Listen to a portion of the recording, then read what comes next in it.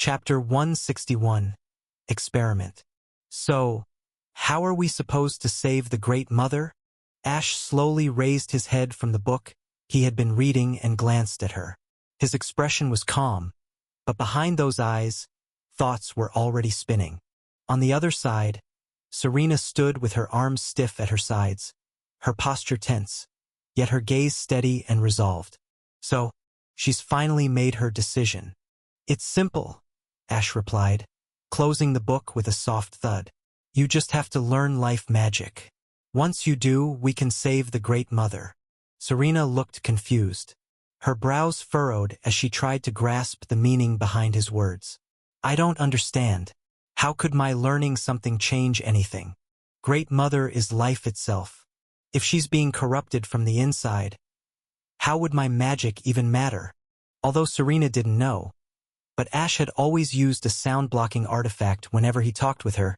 He knew that if there really was a traitor hiding among the elves, then they would definitely try to keep a close watch on the Queen, one way or another. I don't know how careless she's planning to be right now. She's almost shouting, even though everyone knows she's supposed to be alone in here. What would have happened if I hadn't used the sound-blocking artifact? Tisk. Serena's eyes widened at the sound, and she looked at him. Are you clicking your tongue now? At me? Yes, because you are an idiot. What did you call me? Ash didn't hesitate. Looks like you are deaf too. What are you if not an idiot? He asked, voice cold and sharp. You're standing here, practically shouting everything you shouldn't. You're almost announcing to the world that someone else is with you. Tell me, are you trying to abandon me and expose my presence? Hearing his tone, Serena trembled slightly. Her voice came out broken, and she lowered her head in shame. I am sorry. I was careless, but there is no way I am plotting something. The moment those words left her mouth, she instinctively brought her hand over it, realizing far too late that she had raised her voice again. Seeing this, Ash sighed deeply and stood up from his chair. He looked more exhausted than angry now. I already set a sound-blocking artifact around us, he said, his voice calmer now. But you really need to control yourself. Next time, don't talk to me unless you're using one too. I won't always be around to cover for your recklessness. He walked past her without looking back. His tone had cooled, but his irritation was still clear. I'll explain everything later. For now, rest. With your tired body and those deep circles under your eyes, you'll only be a burden if we push forward like this. Then he paused and added, also, I'll be borrowing a few life magic theory books. I hope you don't mind. They're only theory anyway. Until next time. With that, his voice faded as he walked deeper into the library. By the time Serena turned around to look, he had already vanished. Just who is he, really? Her cheeks flushed bright red as the embarrassment rushed in. She had completely lost control of her emotions during such a sensitive and important situation. He definitely thinks I'm an idiot now. Ugh, hi. Ash appeared back inside the isolated space he had entered earlier with the Elf Queen. Eclipse expanded in his hands, and as he unsheathed the blade, he muttered softly, It'll be the first time we fight for Rayal, buddy. Hearing those words, Eclipse trembled faintly, as if responding to its master's call with agreement and anticipation. The reason he was here was simple. He still had no idea how to remove the black heart from the roots of the world tree. And when you don't know anything about a problem, the only way to find an answer is by doing the most basic thing. Let's start the experiment. His smile widened behind the mask, resembling a beast filled with excitement. Fighting this many spirits, this will be fun. Hoo-hoo. Omni thought, lightning reflex. Strange glowing symbols appeared and swirled around his forehead. The very next moment, Ash's body blurred, vanishing and reappearing in the middle of the corrupted spirits like a flash of lightning. Eclipse gleamed with crackling lightning, and every swing of the sword sliced through the twisted spirits with ease. It was as if he were cutting through air. Slash, slash, slash.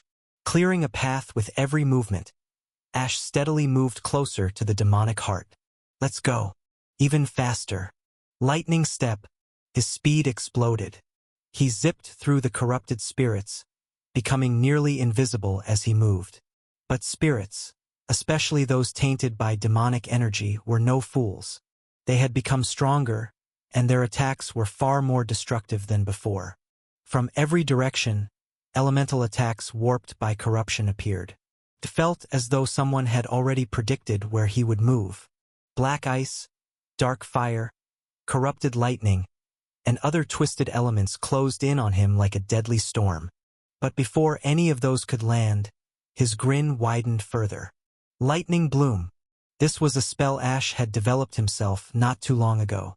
The concept behind it was fairly straightforward. This was a spell Ash had created not long ago. The idea was simple. He would compress lightning mana to the absolute limit using his mental energy. Then, more mana would be added and compressed again. This process would be repeated twice. That was his limit. Anymore, and it would consume too much mental energy. After the compression, the mana would explode outward, destroying everything in the area. Boom! The entire space shook as the explosion erased everything within its range. Corrupted elemental attacks were blown apart. Low and mid-level demonic spirits disintegrated on the spot. Even the high-level ones were left badly injured. Only the highest-ranking spirits remained mostly untouched. They were few in number, maybe around 100, but they were the most dangerous. That was fun, Ash spoke cheerfully. His body remained fine, protected by his own mana. After all, lightning doesn't burn its master. With the way cleared, Ash moved toward the heart. It was pulsing wildly, attached to the center of the thickest root. Its veins twisted into the root as if feeding on it. Ash raised his sword and swung. His blade moved so fast it left behind afterimages shaped like bolts of lightning. He aimed for the veins linking the heart to the tree, but his slashes left behind only shallow marks. There were no real injuries, neither to the heart nor to the tree. Seeing that, Ash didn't slow down or give up. Lightning Bloom. He used the spell again. Another explosion followed, shaking the surroundings. But this time he had a plan. Inside his mind, everything slowed down. In that brief moment, he cut off the lightning mana and coated his sword with something else. It was faint, barely noticeable. Life energy. After reading those 10 books, Ash had learned how to convert his mana into life mana. It was weak for now, but with time and more knowledge, it would grow stronger. Let's see if this works.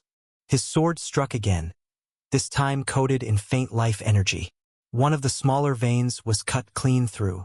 It was not much, but it was proof that it worked. Looks like I can cut you after all.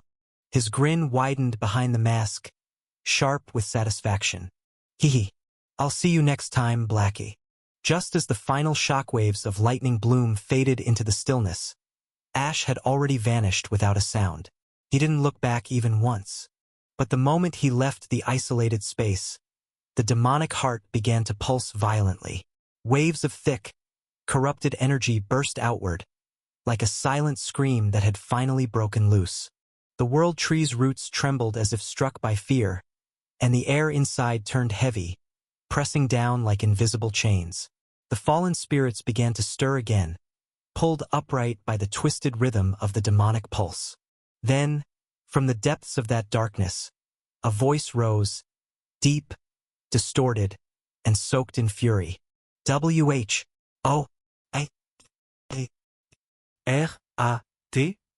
Time passed, and one full week quietly slipped away.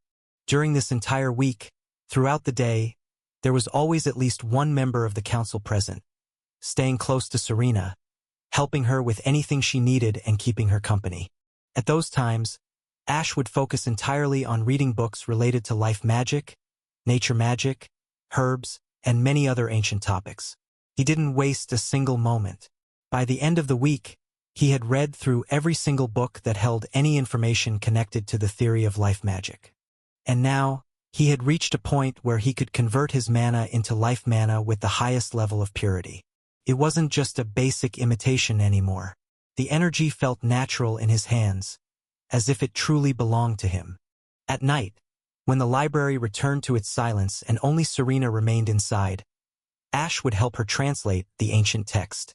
Of course, he already remembered everything written inside the ancient book, but since he had to act like he was helping, he revealed the meaning slowly, step by step, so it looked like a process they were going through together. Most of it was filled with runic spells related to life magic, but what caught his attention was the unique structure.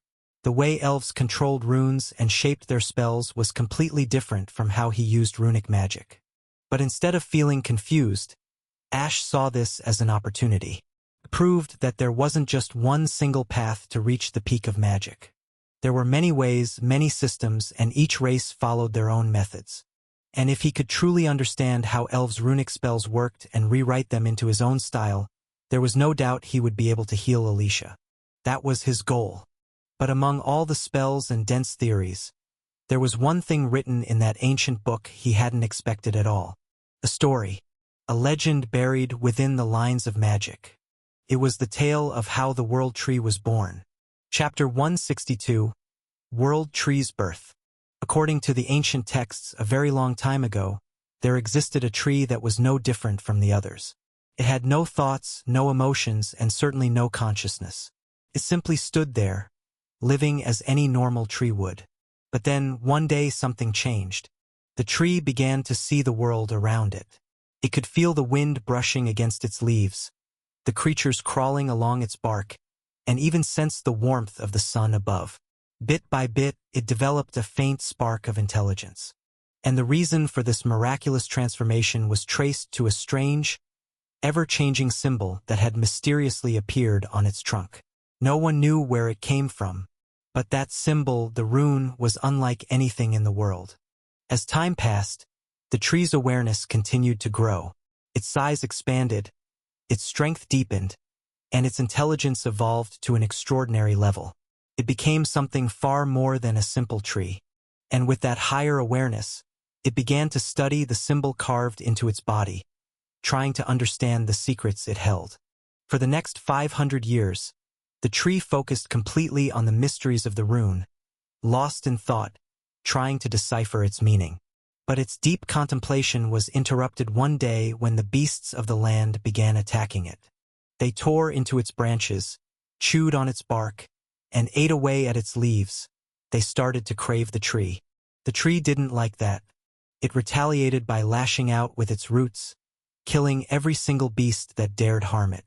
And because it didn't want to be disturbed again while it meditated, it decided to create guardians. From its very own essence, the tree gave birth to a new race, beings made to protect it and live in harmony with its presence. That was how the elves were born. Once its protectors were in place, the tree returned to its silent journey of comprehending the rune. Another 500 years passed, and then, when the tree finally opened its awareness again, it saw something that filled it with sorrow.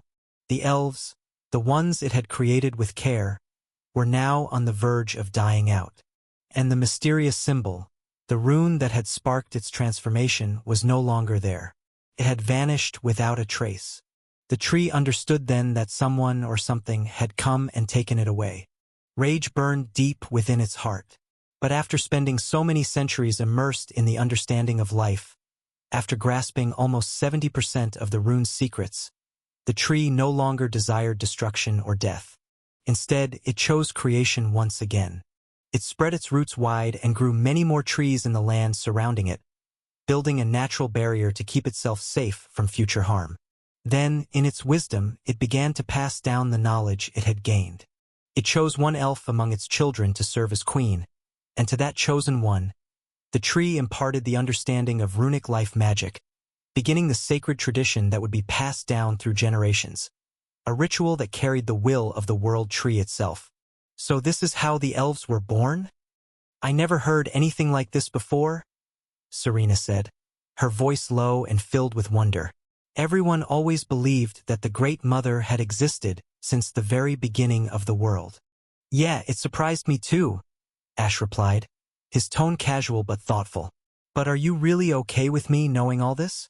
From what I can tell, only the king or queen is supposed to learn these kinds of secrets. During the time he spent with Serena, Ash had come to acknowledge something very clearly. Serena was not just a normal elf. She was a fast learner, a true genius. If someone explained a single concept to her, She could grasp 10 more from it on her own without any guidance. "I don't mind," Serena replied with honesty in her voice, her gaze steady. "If not for you, I would have been stuck in this library, completely blind to the danger the Great Mother was facing. And if not for your help and your genius mind, I probably would have never been able to translate this ancient text successfully." Ash didn't respond aloud. He just smiled faintly behind the mask he wore. Genius mind? If only she knew that I'm just faking it. I already know the language. I'm only pretending to slowly decode the meanings. If she ever finds out I'm just acting, well, no clue how she'll react to that. He had already helped translate many spells from the text, and Serena had started to practice them. She was progressing at an impressive rate. Let's see if she can reach the level needed to suppress the demonic spirits using her life magic. Then it will make the things a whole lot easier for me. Ash hadn't returned to the isolated space or tried to destroy the demonic heart again. Despite the fact that more spirits were being consumed or corrupted day by day, he remained patient. Because he knew something very clearly: if the world tree could be saved, new spirits would be born again. That was the nature of the cycle. The death of the current spirits was tragic, but not the end. And besides, Ash still had to begin experimenting with the spells for his own use. It would take time, careful testing, and extreme patience to gauge how well he could control or modify them. It was not something that could be rushed. "What are you thinking about now?" Serena's voice brought him back from his thoughts. After he had pointed out her habit of raising her voice in sensitive areas, she had started taking care of it. Now she either used a sound-blocking device or lowered her tone instinctively. That change, more than anything, had left an impression on him. Ash liked that Serena was someone who learned from her mistakes. She wasn't reckless, and once she realized her errors, she corrected them without complaint or drama. That kind of trait was rare, and he respected it. "Nothing important," he replied casually, not looking up from the scroll. Serena pouted, narrowing her eyes slightly. She hated how he always avoided answering her properly. "Are you really not going to tell me your real name?" "It is pointless," Ash replied plainly. "What do you mean it is pointless? That's not how normal people think." Serena replied, visibly frustrated. "I am only here to fulfill my end of the agreement. There is no reason to involve emotions in something that is meant to be a simple exchange." "Humph, arrogant bastard. What exchange? You're not gaining anything from helping me. If anything, this is just a one-sided favor." Serena gritted her teeth and looked away. She did not want to admit it, but his cold attitude was starting to affect her mood more than she expected. I really need to get a grip on myself. I am the Elf Queen. I cannot let my emotions control me. Emotions are dangerous. A queen must act with calm, clarity, and complete self-control. I need to keep my focus." She closed her eyes briefly, steadying her thoughts, then opened them again. But then something suddenly hit her, a question she had forgotten to ask until now. "Wait, are you even an elf?" Serena asked, her voice curious. It struck her that, despite spending many days together, she still didn't know his race. She had asked him many things, but when it came to his identity, Ash either answered vaguely or chose not to answer at all. "Does that even matter?" Ash asked, not pausing in his writing, as he continued translating the next portion of the ancient text.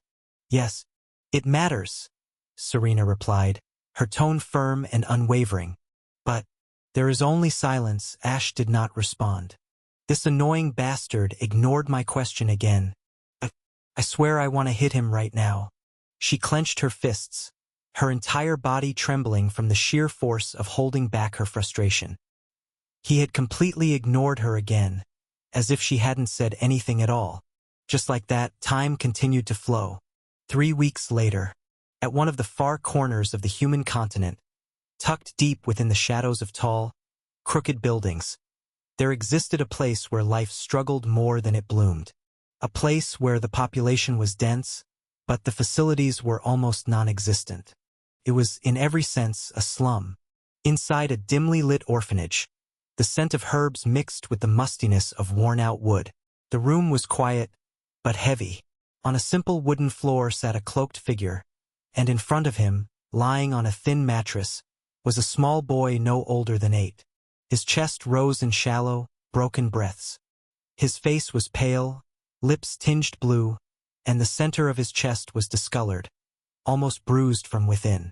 One of the caretakers sat beside the child, holding his tiny hand with trembling fingers, tears silently sliding down her cheeks. The cloaked figure placed his hand softly over the child's chest. He closed his eyes and concentrated. The cloaked figure was none other than Ash. His thoughts moved quickly. His breathing is too shallow. The mana circuit near the heart has twisted slightly. That's what's disrupting the flow and causing the bluish tint. Did he do any heavy work today? Ash asked, his voice calm but firm. The woman nodded quickly, wiping her tears with the edge of her sleeve. The condition of the orphanage is bad, but these little ones, they don't listen. They keep going into the forest to cut trees. They want to help. They say they can sell the wood and make sure no one here goes to bed hungry. Her voice broke as she added, "We workers do what we can. We take up jobs here and there to keep the place running." Ash's brows furrowed slightly. What about the funds from the association? Isn't there supposed to be support for institutions like this? He asked, although a part of him already knew the answer. They stopped coming a few years ago, she said quietly. Ever since the in-charge of this zone changed, everything stopped. Her voice cracked with helplessness. Ash didn't say anything at first, but inside something clenched. The cruelty of this world never failed to show itself, even in corners as forgotten as this. But there was no time to dwell on it now. He placed one hand over the boy's chest again, and slowly, deliberately, closed his eyes. Soft green and white light began to gather around his palm. Gentle, like moonlight on morning dew. Along his forearm, glowing runes etched themselves into visibility, circling in slow, pulsing patterns. The spell, Life Mana Infusion, took shape. Warm, soothing energy flowed from his palm into the child's fragile body. But it wasn't just simple healing. Ash was gently nourishing the damaged circuit, guiding the tangled energy pathways to untwist, to breathe again, to remember how they were supposed to flow. Once the pathways regained stability, he moved to the next step. A soft whisper escaped his lips. Cell Mend. This spell called upon the very nature of life itself. It wasn't aggressive. It didn't force. It guided, like sunlight coaxing a flower to bloom. The cells began to regenerate, restoring what had been damaged, rebuilding from the inside out. The boy's fingers slowly stopped trembling. His lips regained their natural color. The blue on his chest began to fade, inch by inch. And then, a soft cough escaped his lips. Another followed. Finally, he took a long, deep breath, and his eyes fluttered open, confused but alive. "Oh my God, he's safe," the caretaker whispered, voice thick with emotion. Tears rolled down her cheeks as she gripped Ash's cloak, her voice trembling. Thank you so much. I have no idea how to repay you. You saved him." Ash didn't speak for a moment. He simply looked down at the boy, the warm glow of mana still dancing across his fingertips. But his heart felt oddly calm. The gentle warmth of life mana still danced across his fingers.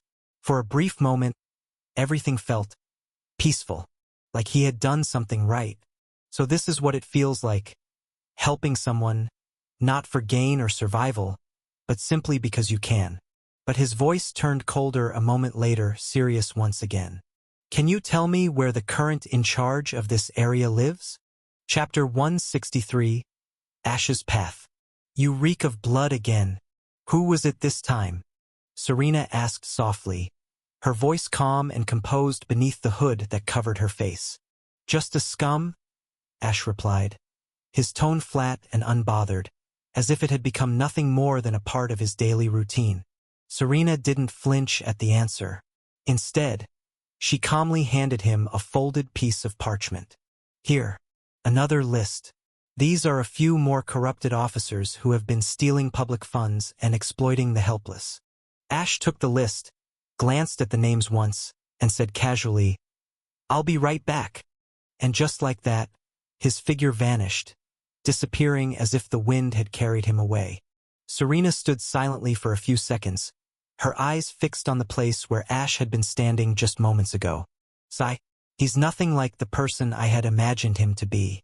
It had all started 3 weeks ago, when Ash began experimenting with the life magic spells he had developed.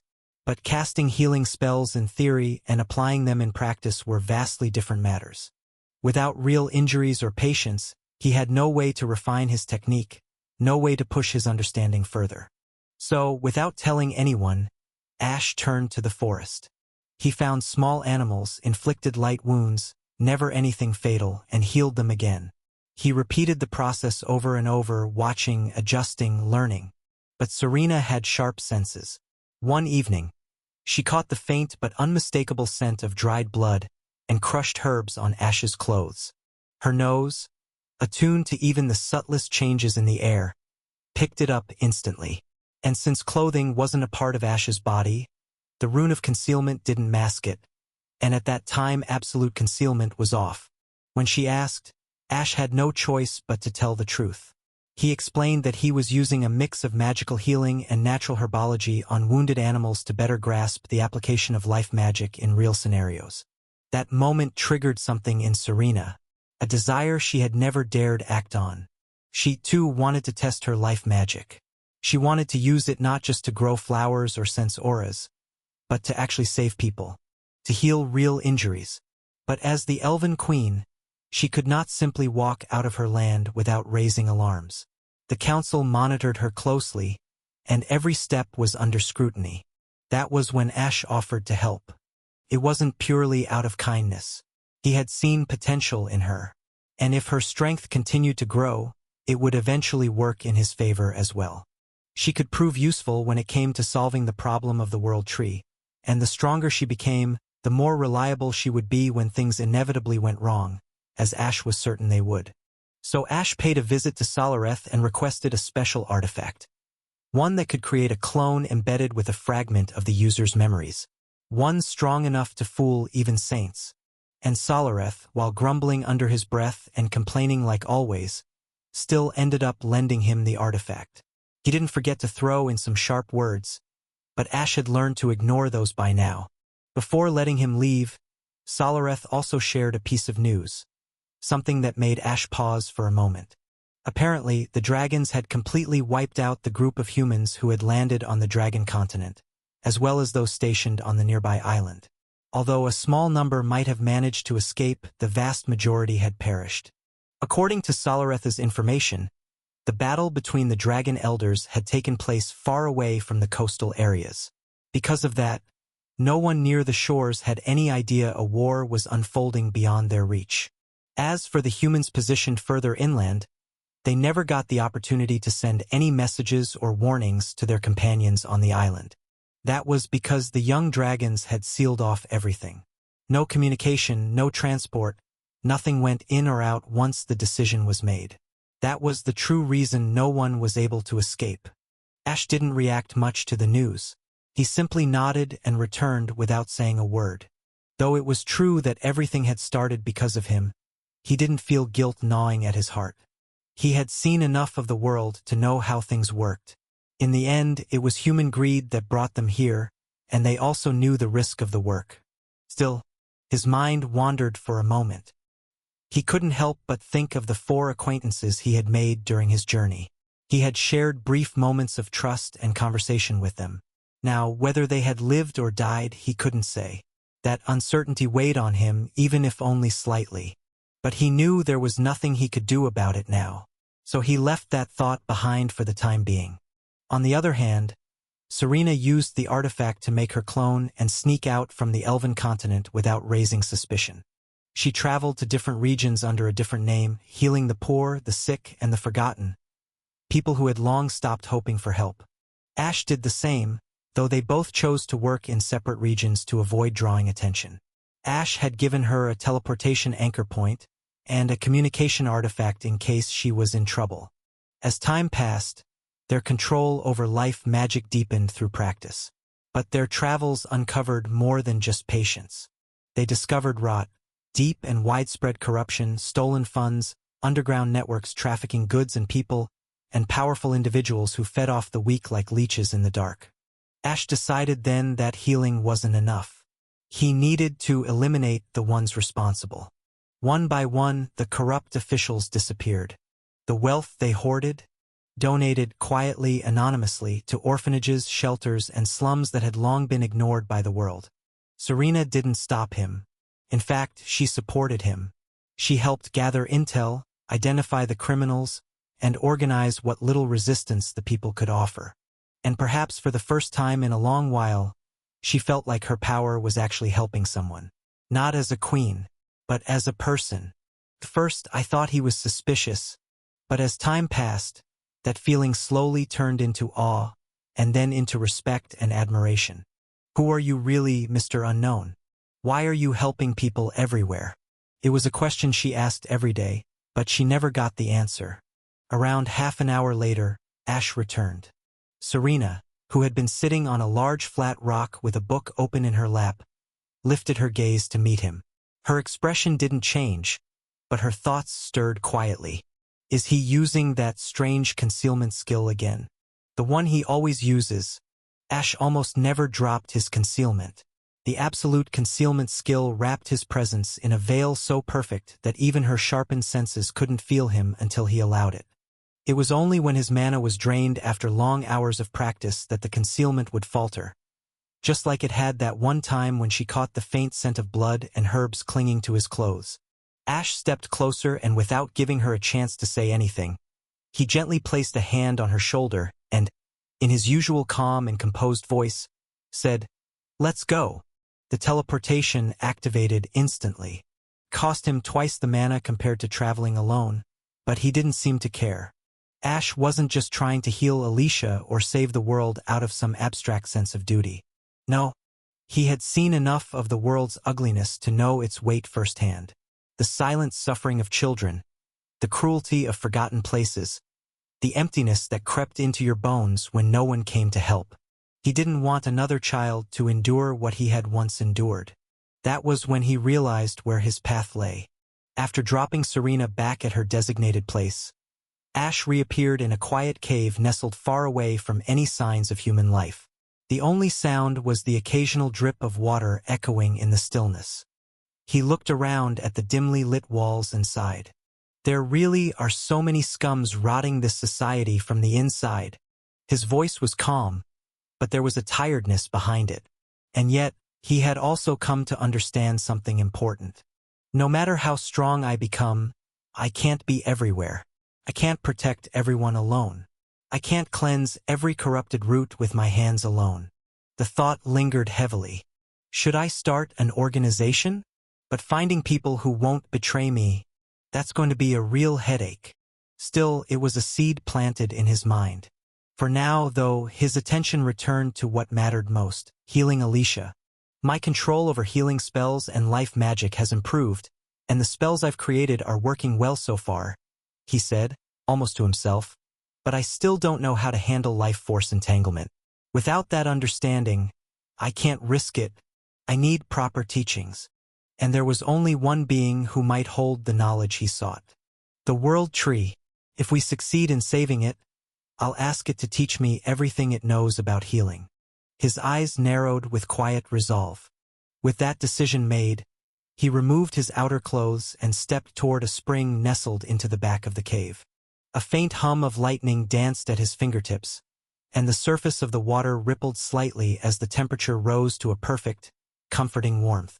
He stepped into the spring, letting the heat wrap around his tired body.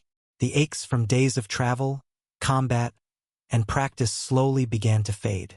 Leaning back against the smooth stone, his arms resting along the edge, Ash closed his eyes. Let's rest for now. Tomorrow we begin the real task, saving the World Tree. Chapter 164. Seal of Adaptation. Serena POV. He went away again. Sigh. Serena slowly removed her hood, her fingers brushing over the edges as she exhaled softly. Her eyes turned toward the clone still seated beside her, pretending to read and study like usual. Without hesitation, she canceled the clone. As the illusion faded, she quietly took its place and leaned back into the seat, her thoughts beginning to drift again. I now know life magic. Although my mastery isn't that high yet, and there are still many more spells I need to learn, with time, I believe I can learn them all.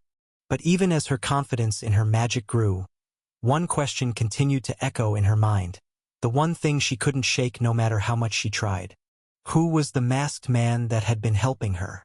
Why was he going out of his way to help? She had spent nearly a month at his side. Yet, no matter how closely she observed him, no matter how much time passed, she couldn't figure out what he truly wanted. Aside from reading books in the library, he never seemed interested in much else. Wait, could that really be all he wanted? Just access to the library? She frowned slightly and shook her head. No, that doesn't make sense. With the kind of power he has shown, if he truly wanted to, he could have read those books without anyone noticing. There was no need to help me for that. A sigh escaped her lips as she leaned forward, resting her elbows on the table and cradling her chin. Looks like thinking about it won't get me anywhere. I will ask him tomorrow, after we save the Great Mother. I believe he'll at least give me one clear answer then. Just one. With that thought, she closed her eyes for a moment, letting her mind settle in the silence, waiting for what tomorrow would bring. Next day. Do you remember the plan? Ash asked in a calm tone, his eyes watching Serena carefully. Yes, I do, Serena replied, her voice steady but holding a trace of tension. Ash nodded at her answer, and without wasting any more time, he gently placed his hand on her shoulder. In the next moment, the space around them shimmered faintly as they were teleported together. The moment they arrived inside the isolated space, Ash disappeared without a sound, leaving Serena alone in the vast, tainted space under the World Tree. But he hadn't truly left. In truth, Ash had concealed himself near the wall using his absolute concealment skill, blending into the background like a chameleon. His presence was hidden so completely that even the demonic spirits didn't notice him. Their focus was entirely fixed on Serena, who now stood alone in the middle of the corrupted battlefield. It's all up to you now, Serena. Ash watched her quietly, his gaze resting on her figure. She held a wooden staff in her hands, carefully carved and shaped from the sacred wood of the World Tree itself. At the top of the staff sat a large green mana stone, glowing faintly with condensed energy. Stones of that size and quality were incredibly rare, only dropped by mythical rank monsters. Doesn't it feel like the demonic energy is thicker than before? Serena thought as her eyes were soon drawn toward the roots of the World Tree, and what she saw made her grip tighten slightly. The corruption had completely overtaken the roots. A thick, dark aura now surrounded them, and the demonic heart pulsed violently at the center, spreading waves of energy that seemed to twist the very air. The number of spirits gathered around it had grown, too many to count at a glance. She focused and started calculating with sharp precision. There were roughly 1,000 low-rank spirits, about 700 mid-rank, 300 high-rank, and a full 100 of the peak rank. The numbers were staggering, but what disturbed her most was something else. None of the original spirits, the ones that had once tried to resist the corruption, remained. He was right. The spirits who originally protected the World Tree must have all perished. Most of them probably couldn't survive the forced conversion into demonic spirits. Only a small number lived through the change, but even this small number is still too many for just me to face. Still, she held her ground, and her thoughts continued. Still, she took a deep breath and steadied herself. At least the Spirit Kings weren't here. Those have already formed contracts. If they were present, there would have been no hope left. If even they had been corrupted, everything would have been lost already. Her thoughts were cut short when the demonic spirits began to move. Corrupted spells, twisted fire, black lightning, tainted wind, and dark ice rushed toward her in waves. The first attacks came from the low-rank spirits, but their coordination was terrifying, a tide of death hurtling straight toward her. Serena held her ground. I must not falter. I am the queen. I have to be someone others can rely on. I must be strong enough to face this. No, she said quietly to herself, straightening her back. I am powerful. Her voice was calm, but her conviction was unshakable. She raised her staff, pointed it toward the swarm of spells, and muttered under her breath with unwavering focus, Verdant Aegis. As the spell activated, the mana stone embedded in her staff glowed brighter, drawing power directly from it, rather than from her body. In response, a large green lotus began to bloom around her. Its petals opened one by one, forming a wide, dome-like shield that pulsed with life energy. The corrupted attacks slammed into the lotus barrier. Boom! Boom! Boom! Each impact was met with soft ripples of green energy. The shield remained intact, refusing to give way. But this was only the first wave. These attacks came from the low-rank spirits. She barely had time to breathe when the next wave began. This time, the mid-rank spirits joined in. Their spells were stronger, faster, and more refined. They didn't attack blindly. Instead, they coordinated, stacking the power of their elements and launching complex spell patterns in unison. Boom! Boom! Explosions echoed all around her. But still, the green lotus stood firm. Serena stood inside the lotus bloom, her grip on the staff tight, her heart steady. Can do this. I must do this. For the Great Mother. For the spirits who gave their lives. For the future of my race. Her resolve only grew stronger with each attack. And from the sidelines, Ash looked at the spirits with his cold, emotionless eyes. Even though his emotions had returned, after being flooded with 600 years of memories, he found that staying cold and rational brought him peace. It was easier that way. Emotions clouded decisions, and right now he needed clarity. Why are they gathered so close together? Previously, when Ash had attacked, the spirits had been scattered across the entire space. That allowed him the room to maneuver and approach the heart without being overwhelmed. But now things were different. The spirits stood shoulder to shoulder, almost like soldiers standing in formation, guarding the heart like it was a sacred relic. Is that heart alive? It was entirely possible. After all, this was a world where logic bent and magic ruled. There was no universal law that said something like a heart couldn't develop sentience or defense mechanisms. And if that heart truly was alive, if it had learned from its previous encounter with Ash and adapted its defenses, then everything would change from this point forward. Looks like it's time to go with Plan B. Plan A was straightforward. While Serena acted as the bait, holding the attention of the spirits by drawing their aggression, Ash was supposed to use that distraction to silently appear in the middle of them, cause enough chaos, and make his way to the heart. Once there, he would seal it. But now that the spirits were standing so tightly packed, almost like well-trained soldiers guarding a sacred core, there was no way to infiltrate without being overwhelmed by the attacks. The original strategy was no longer viable. After all, even his healing would slow down whenever demonic energy was involved, and that fact alone was enough to change everything. Letting out a quiet breath, Ash reached into his space ring and pulled out a small dagger. Its blade shimmered with a soft greenish-white glow, laced with delicate golden threads that ran along its edges like veins of light. Weapon name: Seal of Adaptation. Rank: X. Demigod. Description: a sealing dagger that adapts itself to the nature of the target. By infusing the opposite energy to that of the enemy, it creates a sealing field. Duration of seal: depends on the amount and type of mana infused. The seal can be extended with additional energy input. Limitations: cannot seal entities whose rank exceeds that of the dagger. This dagger was something Ash had taken from the Dragon Treasury.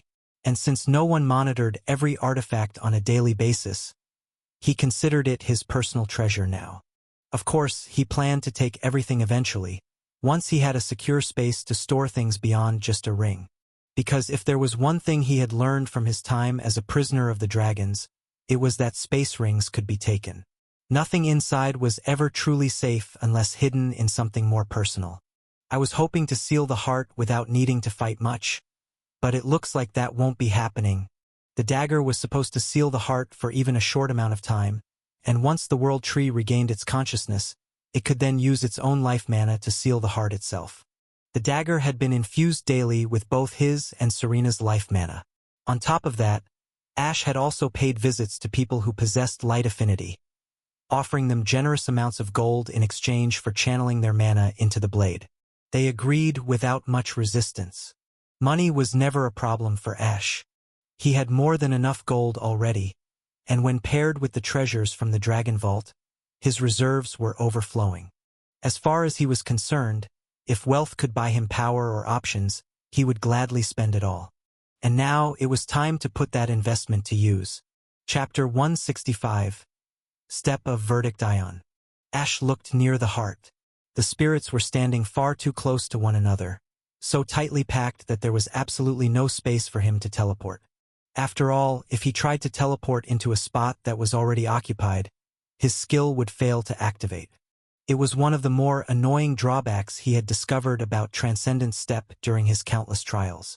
Without wasting time, Ash spoke through the communication artifact in their ears, his tone calm and composed. Plan B. Hearing those words, Serena gave a small nod, not even turning her head in his direction. She already knew what it meant. Ash gripped the sealing dagger firmly in his left hand, while his right hand wrapped around the familiar hilt of Eclipse. Without hesitation, he moved. Using Transcendent Step, Ash vanished and reappeared far above the army of demonic spirits. Though many of them hovered midair with their twisted elemental forms, Ash positioned himself even higher, where he could see the entire battlefield spread out like a corrupted tapestry. At that very moment, multiple spells activated around him in rapid succession, like a blooming storm of magical brilliance. Lightning Reflex, Lightning Step, Verdict Ion. With his movement sharper than ever, he used the back of a mid-ranked spirit as a foothold and launched himself downward like a divine bolt of judgment falling from the heavens. He was fast enough that the air around him buzzed. Behind him, replicas of Eclipse began to take shape, each one forged from pure, condensed life mana. Their numbers increased rapidly, multiplying until more than 200 ethereal blades followed in his wake. The mana cost was extreme, but Ash had already calculated it in advance. Everything was prepared for this moment. As he sped toward the demonic heart, Ash thought to himself, "Huff, let's do this." Channeling space mana, he infused Eclipse with its power. Over the last month, besides his focus on healing, Ash had trained his control over dual elements, and this was the perfect moment to test that control under real combat pressure. In just a few seconds, he arrived before the high-ranking spirits guarding the corrupted heart. Without waiting, he slashed forward. Slash! The barrier they had created, woven from a mix of multiple elements, split almost effortlessly under his swing. It looked as if it would break entirely, but then the flow of mana around his sword distorted and wavered unnaturally. Ash looked at the spirit responsible for this. Space Spirit, a spirit with mastery over space, far superior to his current control. That alone had been enough to halt his advance mid-swing. But the real strike was still coming. The rain of life swords behind him finally caught up, and with thunderous speed, they crashed into the corrupted defense. The lower-ranked and mid-ranked spirits standing close to the heart were completely annihilated. As for the high-ranked ones, they were severely injured, their corrupted bodies flickering under the strain. Even the peak-ranked spirits suffered minor damage. Ash moved again. This time, his blade was wrapped in concentrated life mana. Unlike before, this energy had a natural suppressive effect against the corruption. The attack weakened the barrier slightly more, but not enough. Suddenly, his figure blinked, vanishing from where he was in mid-air and reappearing at an odd angle. It looked as if he were walking down an invisible staircase in the sky, but in reality, he had stepped directly onto the surface of the barrier itself. Step of Verdict Ion. As the runes flared beneath his boots, a burst of life energy surged into the soles of his feet. The very moment he stepped down onto the barrier, the force was immense. The sound that followed was like a giant hammer smashing into fragile glass. Boom! The barrier cracked and shattered beneath him, opening a path toward the heart. Serena POV. Her eyes widened in pure shock and disbelief. He's using life magic. But how is that even possible? Her thoughts were thrown into complete disarray. So much so, she forgot everything for a moment. Forgot her role, forgot her purpose, forgot even where she was. The demonic spirits, however, did not stop their attacks. They continued to pound on the green lotus barrier she had cast. But despite the intensity of their assault, the shield still stood firm. The mana stone embedded in her staff continued to drain steadily, supplying the lotus with the energy it needed to keep her protected. What kind of spell was that just now? I've never seen anything like it recorded in any of the ancient texts we translated together.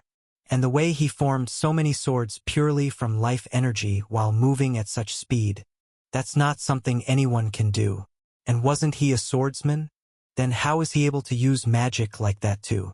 I thought the teleportation and concealment techniques he was using were skills, but could it all have been magic? Just who is he, really? Her thoughts spiraled further, colliding with each other in chaos and confusion. The more she questioned, the less she understood. But a thunderous sound echoed through the entire space, snapping her out of her daze. Ash had shattered the barrier, the one protecting the demonic heart. It was gone, broken to pieces.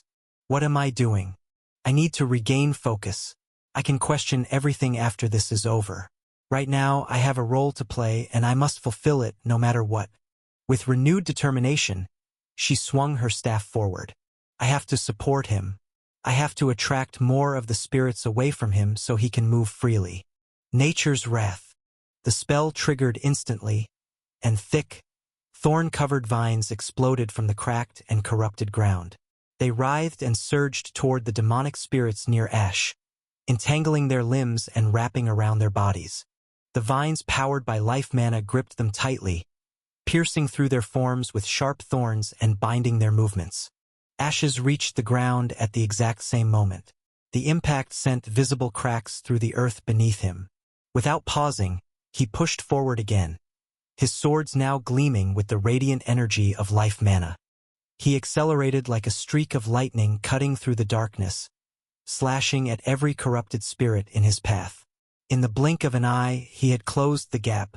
Only 10 meters separated him from the demonic heart. And then it happened. The demonic heart pulsed violently, its beat echoing through the air like a drum of death. Each throb released a deep, rhythmic thrum that shook the ground beneath their feet. And in the very next instant, a tidal wave of corrupted energy burst out in all directions. It surged like a flood, drowning the air in overwhelming darkness, tainting everything it touched with the stench of decay. But Ash did not stop moving. Without wasting a breath, he lifted the sealing dagger, its edge glowing faintly with a soft yet powerful light. Although it would consume a portion of the mana stored inside, it doesn't matter. As the demonic wave roared toward him, he swung the blade with precise timing. A portion of the life mana stored within the dagger was used instantly, and a brilliant arc of life energy extended from its edge. The arc did not clash with the wave. It sliced through it, like a stream of clean wind splitting through foul smoke. The life energy carved a clear path through the corrupted surge, parting it to the sides. The darkness recoiled, pushed away as if it feared being touched by that light. But the danger was far from over.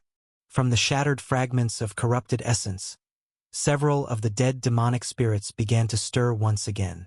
Their broken forms started to pull themselves back together. The demonic energy wrapped around them like a cocoon, slowly rebuilding their bodies and granting them form once again.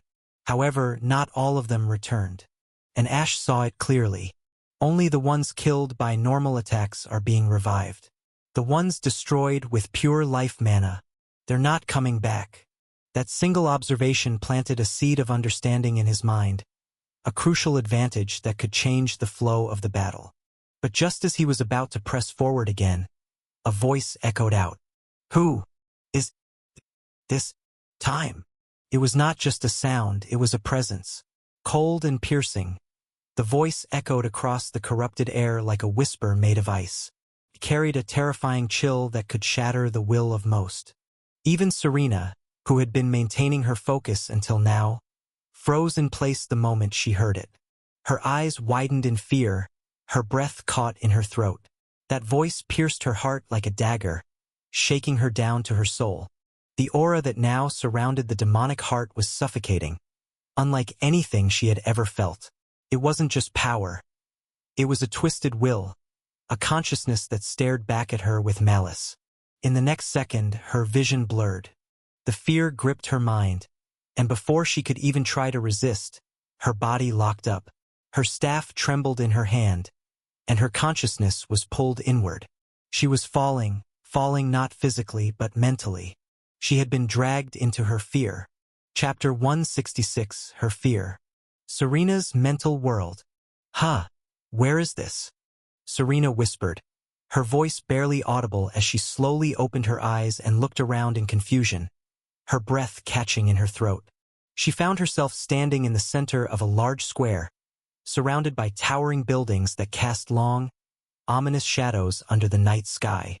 Her arms and legs were spread apart and tightly bound with thick iron cuffs, chained to a tall iron pole behind her. The position left her completely exposed, unable to move, her limbs straining with the weight of her own body. Her clothes were unfamiliar, rough, torn, stained with grime and blood. They clung to her like a shroud.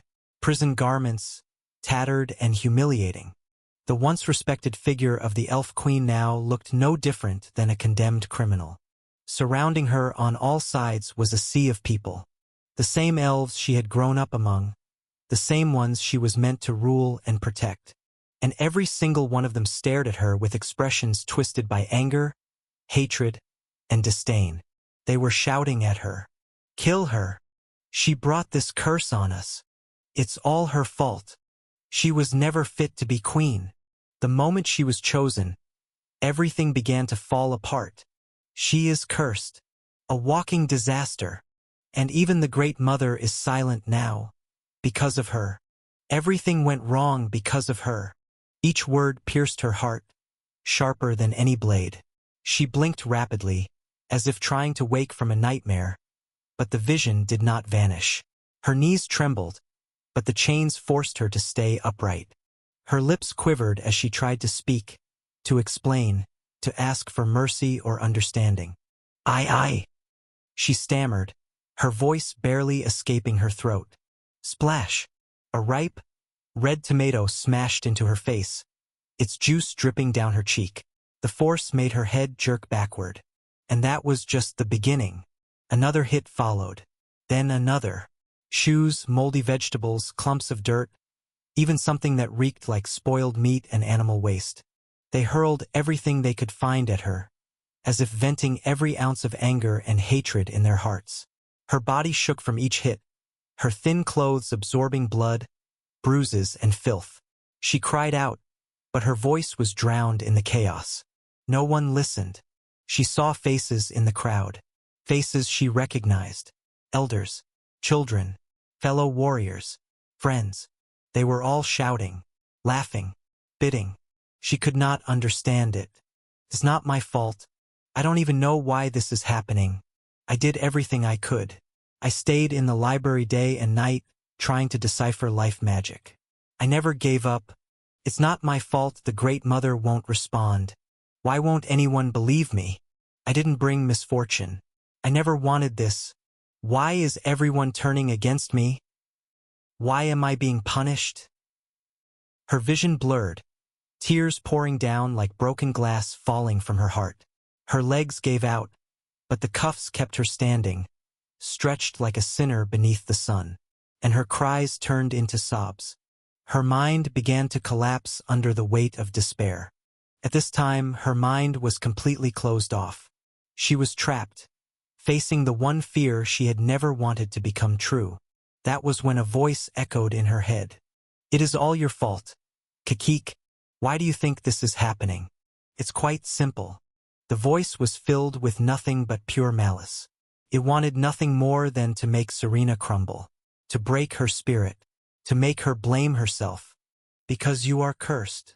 The words struck her like cold iron against bare skin. Your mother died right after giving birth to you. Your father followed just 2 years later, killed inside a dungeon.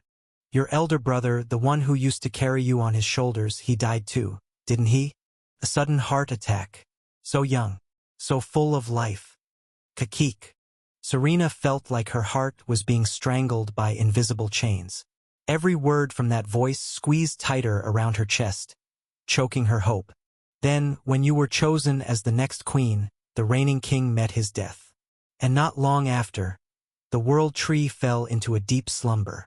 Do you still think this isn't your fault? Everything began to rot the moment you were born. And you still dare to say you are innocent. No, no, it's not. Serena whispered, her voice cracking with pain. What did I do wrong? I only wanted to live a better life. I only wanted to make my people happy. How could that be my fault? Still denying it? Then maybe you'll only understand when your precious aunt dies too. That single line struck straight through her heart, deeper than anything else. Her aunt, the one who had raised her with gentle hands and endless love. Her mother, her father, her teacher, her family. Her everything. Her body froze. Her eyes lost all focus. And slowly, piece by piece, her sanity began to crumble. Her mind drifted further into the dark. She was being pulled into a place from which no light returned. Just when she was on the edge, just about to cross the point of no return. Everything around her shattered. Loud and sharp, like glass exploding. The people vanished. The sky broke apart. The ground fell into fragments. Even the heavy chains that had held her disappeared like mist. And there, standing in front of her, was a figure. He had his back turned to her, but his entire body was wrapped in golden light. That light crackled like wild thunder, untamed and loud, shaking the darkness apart. In that moment, her breath caught in her throat. She remembered. It was all an illusion. A rush of air escaped her lungs as her shoulders trembled. She inhaled deeply, her vision swimming with the memory of what she had just endured. Her hands clenched at her sides, trying to stay strong. Her eyes, now glistening with unshed tears, softened. Thank you. She didn't speak it out loud, but she whispered it in her heart. A silent, grateful thought that she knew would somehow reach him. But this was not the time to stop. She still had her role to play. She wiped her eyes and raised her staff once more. I won't be shaken again. Without hesitation, she launched another barrage of spells, drawing the attention of the spirits toward herself once more, doing everything she could to open a path for Ash to reach the heart. All of this, her breakdown, her battle within, and her return, had taken place in only a few seconds.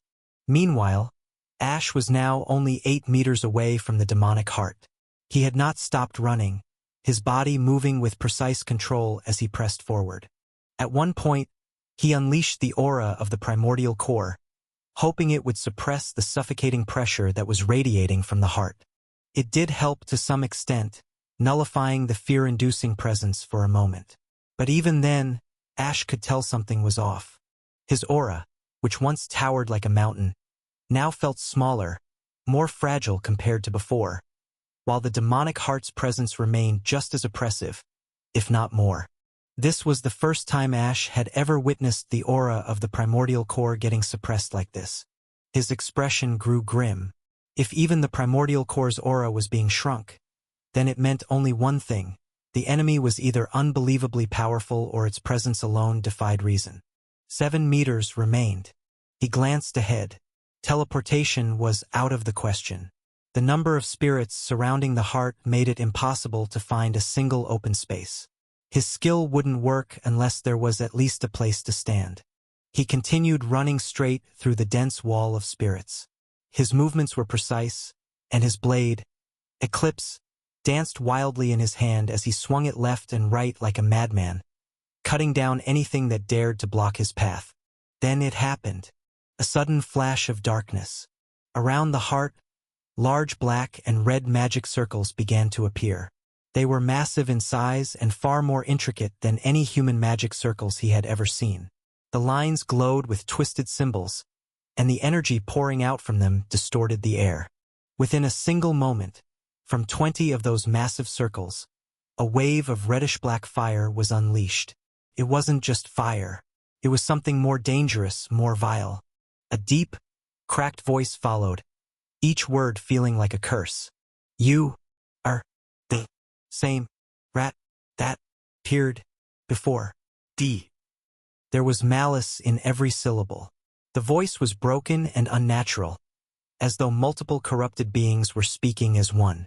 Ash's head remained clear even when he heard those words, but same was not true for Serena. Blood gushed out from her ears and nose. Hellfire! The flames surged forward like a crashing tsunami. Ash's legs were already pulsing with lightning. Eclipse in his hand was coated with life mana, and his head was still under the effect of lightning reflex. Inside, he had reinforced his body with lightning mana, focusing on his legs and arms for speed and strength. 6 meters remained. He narrowed his eyes as the massive wave of hellfire rushed toward him. Is this that hellfire? He let out a breath, steadying his mind. I guess I'll have to take some damage this time, but before that, let's try cutting it down. He kicked away the nearest spirit and slammed his foot onto the ground with full force. Just like how he had earlier fused warrior skills and spells to enhance Lightning Step, he had done something similar with Step of Verdict Ion. He believed in combining abilities to bring out even more powerful effects, rather than relying on them separately. Step of Verdict Ion. Lightning Bloom. He activated both at the same time. The strain on his mana was enormous. One of his mana cores dropped to barely 1/4 of its full capacity. But that didn't matter right now. A massive collision erupted in front of him. The surge of life mana and lightning clashed violently against the tide of demonic fire, resulting in a huge explosion. The sound cracked through the air like a divine hammer. Flames, debris, and energy waves filled the space around him, but Ash did not stop. He pushed forward. Omni thought. After activating his skill, he thought inwardly. I'm relying on this skill more than I should. But what choice do I have? It gives me just enough time to think clearly in situations like this. Through the flying debris and the burning winds, Ash continued moving forward. His body was taking damage. The hellfire had burned parts of his skin, and his clothes were torn in places. Even though the 2 spells he used helped counter the fire, the strength of the demonic flames was still terrifying. He clenched his teeth. Whoever this heart belongs to, their power is not simple. Back when the heart had first revealed its presence, he had felt it trying to invade his mind. Fortunately, the rune of knowledge had blocked the intrusion. It was only then that Ash had released his primordial core aura, remembering Serena was still nearby and could also be affected. His instincts had been correct. 5 meters remained.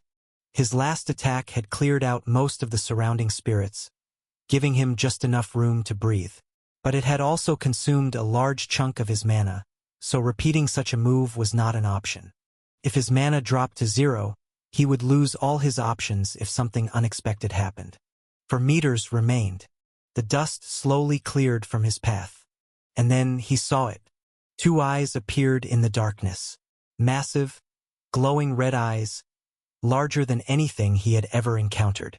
They were fixed directly on him, unmoving and aware. What is this? For the first time in a while, Ash felt real shock. But instead of fear, a smile appeared on his lips. This is getting interesting. Is it an illusion? Or maybe some kind of projection? Chapter 167. Time Stop. 2 eyes appeared in the darkness. Massive, glowing red eyes, far larger than anything Ash had ever encountered in his life. They stared directly at him, steady and unblinking, fully aware of his presence. What is this? For the first time in a long while, Ash genuinely surprised seeing that. But instead of fear tightening his chest, a slow smile formed on his lips, one that carried a strange sense of thrill. This is getting interesting. Is it an illusion? Or maybe some kind of projection? He murmured, more to himself than anyone else. Then, without any warning, everything around him froze. The entire space turned eerily silent, almost as if the world itself had taken a breath and refused to exhale. The air grew unbearably heavy. The surrounding mana trembled in agitation, and every instinct inside his body screamed at him to prepare for something worse than death. Only 3 meters remained between him and the heart. And then it happened. The heart began to pulse with a deeper, more violent rhythm, almost as if it had awoken completely, and time stopped. What the? Ash froze mid-motion, 1 foot extended, body tilted forward. The momentum of his run had halted unnaturally. But his thoughts, sharpened by omni-thought, continued without a single pause. Through his unmoving eyes, he observed the frozen world around him, where even the drifting particles of mana hung, suspended in absolute stillness. Don't tell me this bastard actually. He didn't need anyone to confirm it. Knowing how his luck usually worked, the conclusion was already clear in his mind. Has the power to stop time. But that wasn't the only thing bothering him. Then why am I still able to think clearly, even though everything else has stopped? His thoughts raced, seeking a different explanation. Maybe it wasn't true time-stop magic, maybe it was some kind of advanced body-restricting curse or skill that mimicked it. But within a fraction of a second, he had already tested the theory. He tried to activate Transcendent Step, but absolutely nothing happened. Right, of course. My mana is frozen too. That confirmed it. This wasn't just a paralyzing effect. It was genuine time-stop magic. And yet, his thoughts still flowed freely. Then that must mean only my mind is outside its effect. Is this because of the rune of knowledge? Does it protect not just the mind from interference but also allow thought to continue even when time itself is stopped? He didn't know for sure, but that seemed like the most logical explanation. And truth be told, it was proving to be more useful than he had ever expected. Quite the handy rune. Even with everything frozen, his mind remained calm, assessing everything down to the last possible detail. His instincts, his mana levels, his next steps. And he was already preparing for what came next. While Ash's mind was still racing with thoughts, the familiar black and red magic circles that had formed around the demonic heart began to change in appearance. The red shade darkened, and a faint violet hue started to mix with the black, forming an unnatural color that gave off a strange, ominous glow. Suddenly, something unexpected happened. The peak-ranked spirits, the ones that had stood motionless and silent since the battle began, started to dissolve. Their forms wavered for a brief second before they were forcefully sucked into the now glowing magic circles. Their bodies, their energy, their essence, all were absorbed without resistance.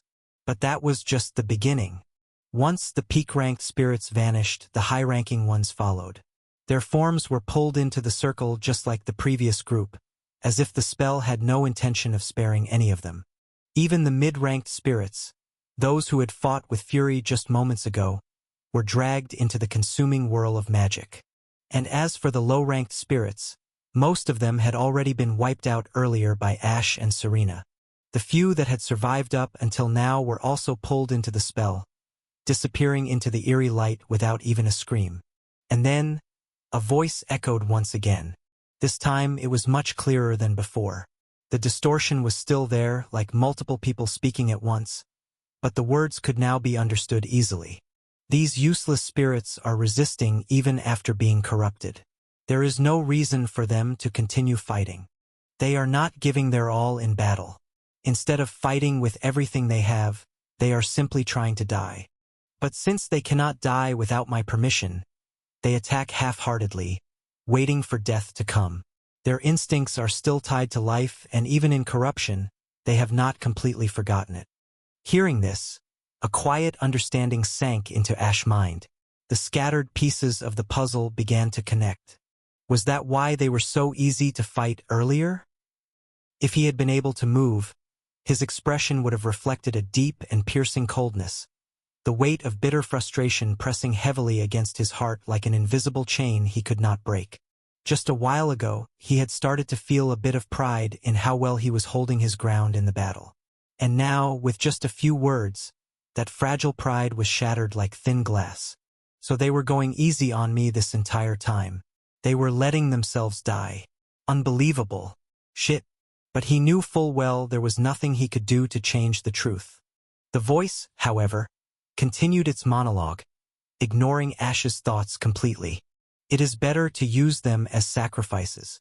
Their remaining power will be more useful that way. With this, I shall kill these pests quickly. And within 1 more month, I will reach the innermost chamber of the World Tree. After that, everything will unfold exactly as he wishes. I will enslave the entire elven race. Slurp! And that girl at the behind, she looks quite delicious. Once I regain my physical human body, I will enjoy every beautiful girl on this continent. The voice grew twisted, laughter bubbling out as it rambled on with depraved joy. I will start with the little queen over there. Her body looks perfect. I will release all my centuries of frustration on her. And once I am done, I will move on to the next. The distorted laughter echoed endlessly in the space. Kikik, kikikik. Listening to those disgusting words, Ash felt something churn inside his chest. There was no fear, only disgust. Pure, burning disgust. But even though the voice was loathsome, Ash kept his mind steady and clear. From the way the demon spoke, it seemed as if it was talking to itself, unaware or simply not caring if anyone else was listening. And Ash understood the reason why. Talking to oneself was one of the methods to prevent madness in isolation. Ash knew that because Dark Ash had done it too. He had experienced those moments, where silence could break a man's sanity faster than pain ever could. But thanks to the demon's careless self-talk, Ash was able to gain another vital piece of information. That means, in the novel, the reason no one from the elven race ever joined the fight against the demons was probably because they were already taken down before they could do anything. And about enslaving the entire race. I don't know how he plans to do that, but it must be something even worse than death. Ash's thoughts grew darker. If this is what happened with the elves, then is it possible that the other races were also being suppressed by something just like this in the novel? The idea made sense. And if it was true, then I honestly don't care. Whether they die or survive, it's not my problem. He had already decided what mattered to him. And everything else could burn for all he cared. And while he was still thinking, right in front of him, all the previously scattered magic circles began to merge. It was completely unknown phenomenon, even he didn't knew about it. One by one, they combined and expanded, becoming even larger than before, pulsing with an ominous glow. From within this enormous, newly formed circle, something terrifying emerged. It was a massive spear, engulfed entirely in violent violet flames. The fire twisted unnaturally, flickering with demonic intensity, radiating overwhelming heat and malevolent power. Ash with his still eyes stared at the incoming weapon. Haha, looks like I really might die this time. But that girl standing behind me, she doesn't have any kind of death rune. If this hits her, she'll die without a doubt. What should I do? His thoughts sped up, trying to find a way out. I can't just let her die. I spent so much time helping her, teaching her, and guiding her through those ancient texts. After all that effort, how can she just die without even repaying a single favor? His brain was moving faster than ever before, every possibility flashing in front of his mind's eye. Time was still frozen. The massive spear had not yet moved, but Ash knew that once it launched, there would be no time to react. If it reached him, he would die instantly, and if it passed him, Serena would be the one to fall. But how long can he even keep time frozen like this? If this is just the power of the demonic heart alone, how terrifying will the actual entity be once it fully awakens? And as though answering his very thoughts, that twisted, overlapping voice echoed again. It was more focused this time, a little clearer, yet it still sounded like several people speaking in unison. Even so, I did not expect this human to be strong enough to force me to use my time manipulation so early. In my current weakened state, I can only use this once every 7 days. I should just end them now, then make contact with those fools and have them assign at least someone to oversee this place. Hearing those words, Ash went completely silent. But inside, his mind accelerated even more. The gears in his head turned like wildfire, using every bit of the information he just learned. There are 2 ways I can handle this situation. First, I can try to go into the overload state. that should allow me to temporarily force my body to move, even within this frozen time. The mana in my body is frozen, yes, but the mana inside the primordial core is not. That alone proves how superior it truly is. The second option is to wait. Simply wait for this demonic bastard to end the time stop himself. Ash weighed the risks. He was at least 25% confident he could break the time freeze with overload. But it was still not 100%, and if Serena died because of his gamble, it would all become meaningless. Even so, he chose the second option. If it's within her fate to live, then she will survive. That's all there is to it. It was a cold decision, but not without weight. He had done what he could. He had helped her grow. He had given her knowledge, tools, and power. He had risked his own life more than once. If fate wanted her alive, she would live. If not, then she wasn't meant to be part of the future he was building. He would not throw away his potential for someone he had known for only a month. Then came the final command from the voice. Go. Kill them. The distorted laugh echoed again, stretching and warping as it filled the space like a plague. Ash watched silently as the massive violet spear began to move. It came toward him like a falling star, cutting through the frozen world without hesitation, radiating pure destruction. And behind him, Serena stood, completely unaware of the death that was rapidly closing in on her. Chapter 168. Before you celebrate, check the ashes. Go. Kill them. The distorted voice echoed once again. Its tone stretched and warped, as though 1,000 mouths were laughing in unison, contaminating the air like a spreading plague of madness. Ash stood motionless, completely trapped in the stillness of time, but his sharpened thoughts continued to observe everything. The enormous violet spear descended from above, cutting through the suspended world like a falling star blazing with wrath. It radiated nothing but pure annihilation. Within the space of a single second, the spear reached him, its speed unhindered, its aim unshaken. I am glad Omni-Thought is activated. I will at least be able to suppress the pain. The thought barely finished when the spear struck him with unstoppable force. It tore through his body mercilessly, vaporizing flesh, bones, and every last trace of life. No sound escaped him, no resistance could be seen. The only thing that remained was his left hand. The one that had been gripping the sealing dagger had been thrown to the side. It spun through the air, wrapped in the last surviving pieces of his clothes, somehow untouched due to the protective layer of life mana embedded in the dagger. The rest of his body, including the right arm, had been completely disintegrated by the impact. The spear, having consumed Ash, did not stop. It carved a path through the frozen world, flying directly toward Serena, without even the faintest pause. Yes, this is it. But wait.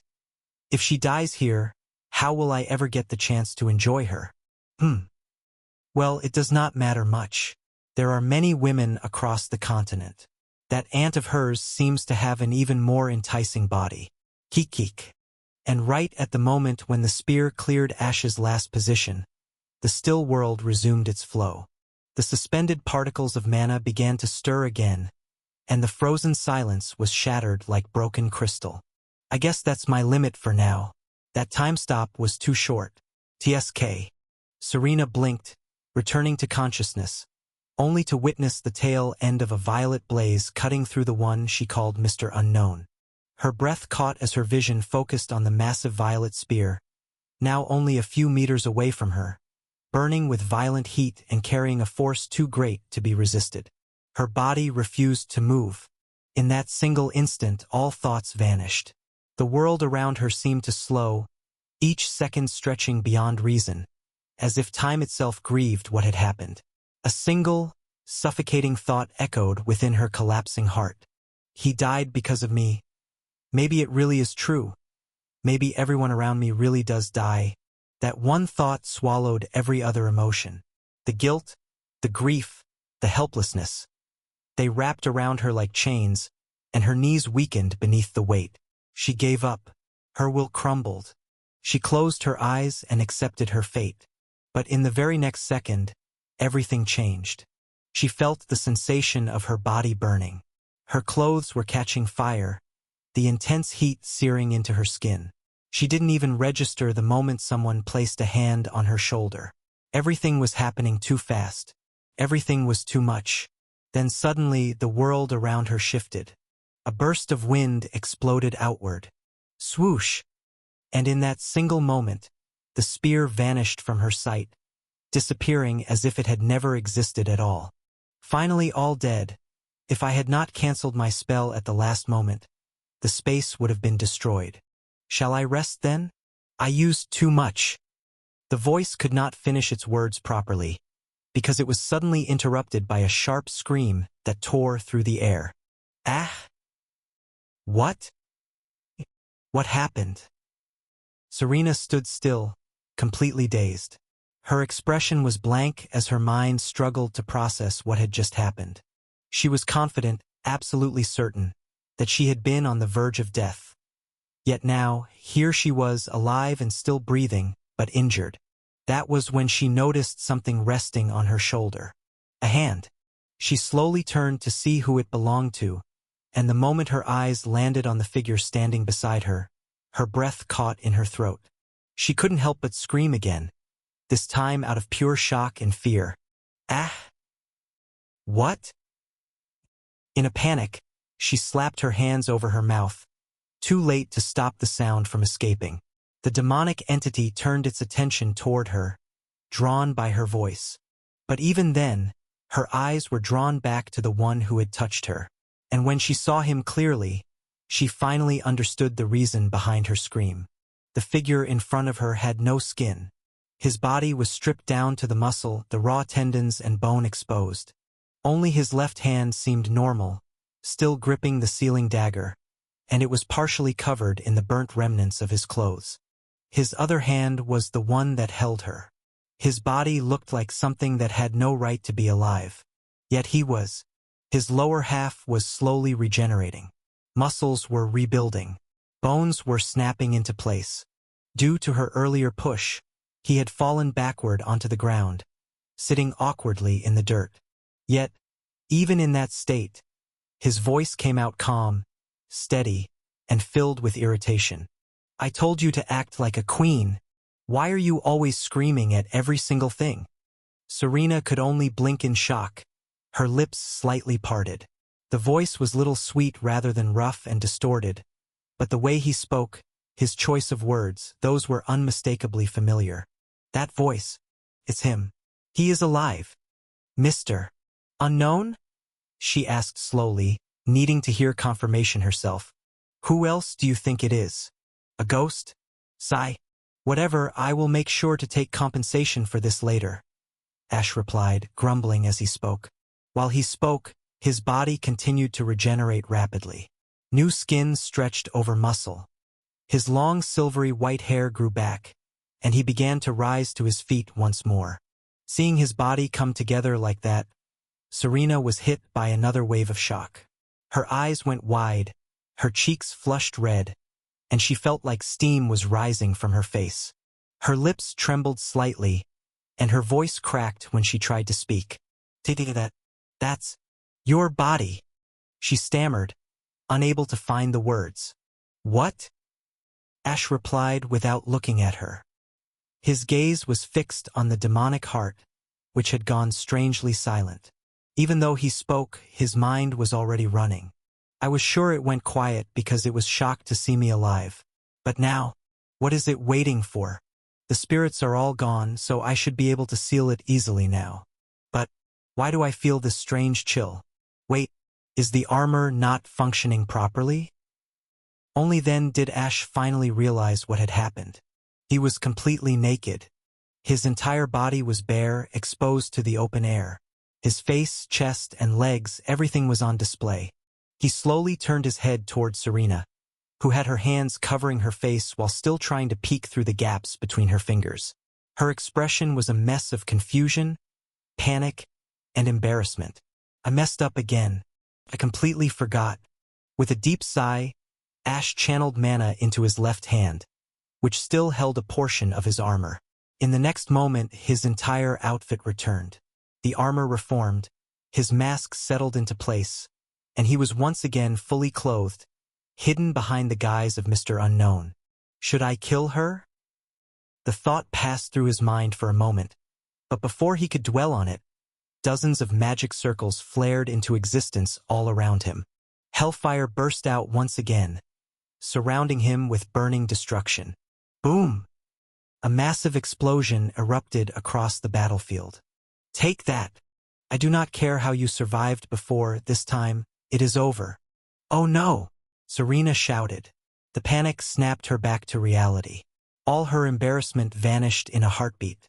She ran toward the explosion, her breath catching in her throat. But when she reached the spot, there was nothing there. No one.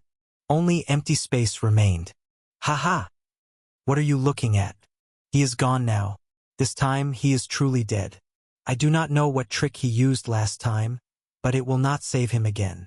The voice boomed through the area, filled with triumph. But it was only a facade.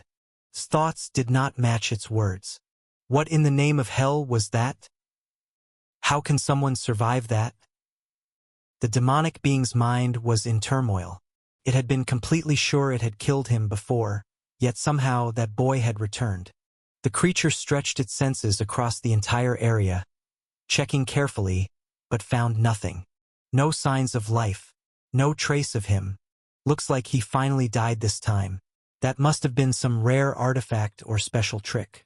He was dangerous, far too dangerous to be left alive. Crackle! And then, without warning, thunder roared across the space. The sound shook the ground and tore through the silence. White lightning sparked through the air, bright and wild. Chapter 169, Infinite Requiem.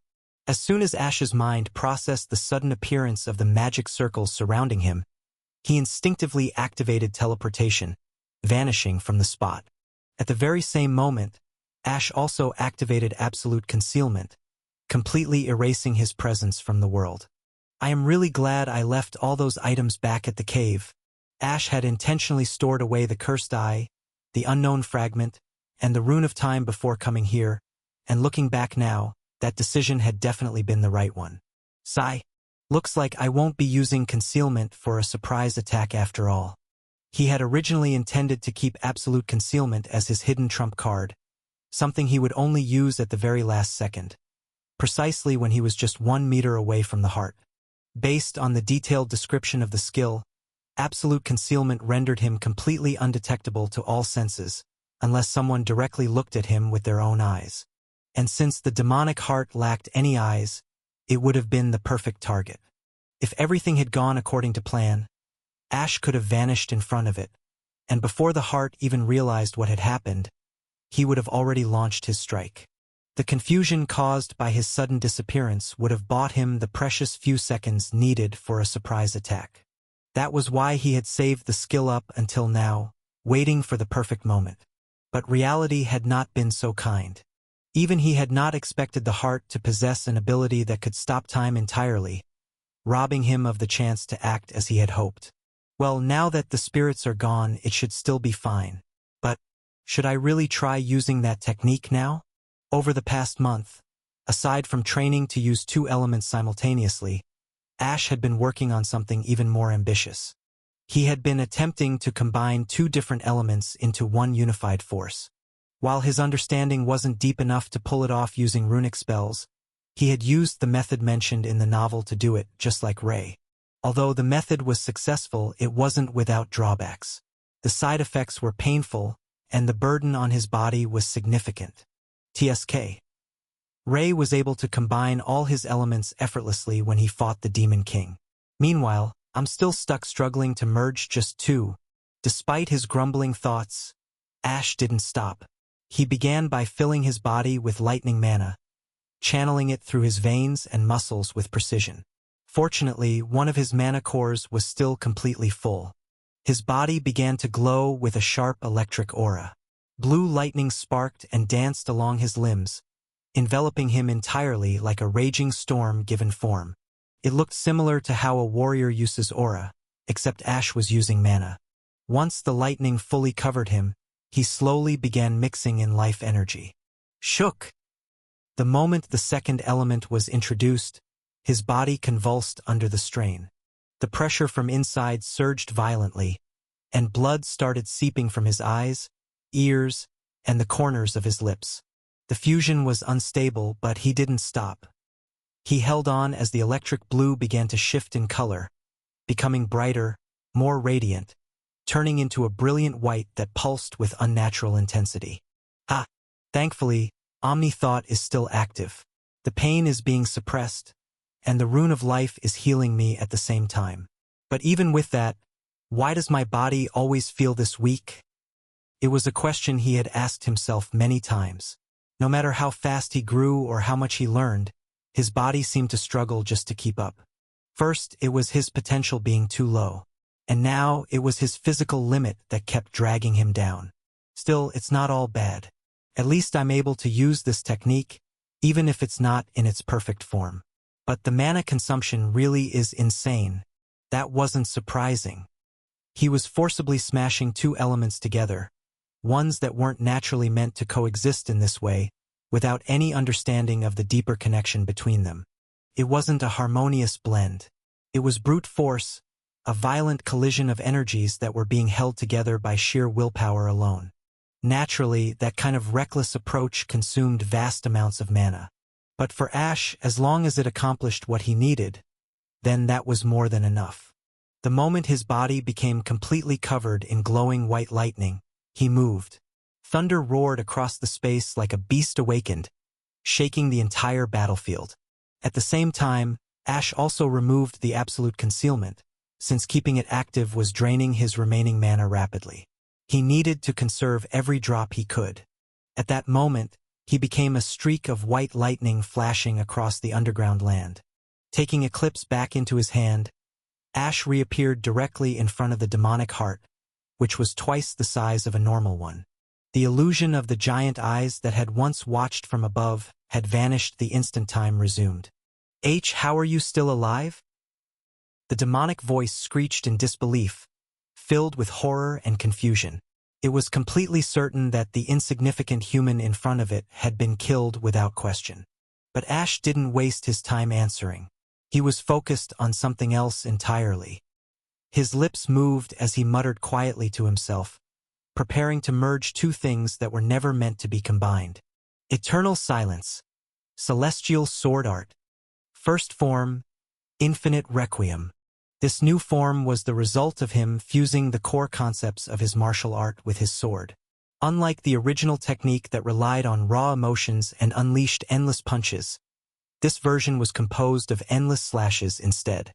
He had spent a long time trying to adjust even the first form, changing the name and refining its structure to suit his sword-based combat style. Though its raw power was lower than the original, he believed that with enough practice, he would not only match it but surpass it one day.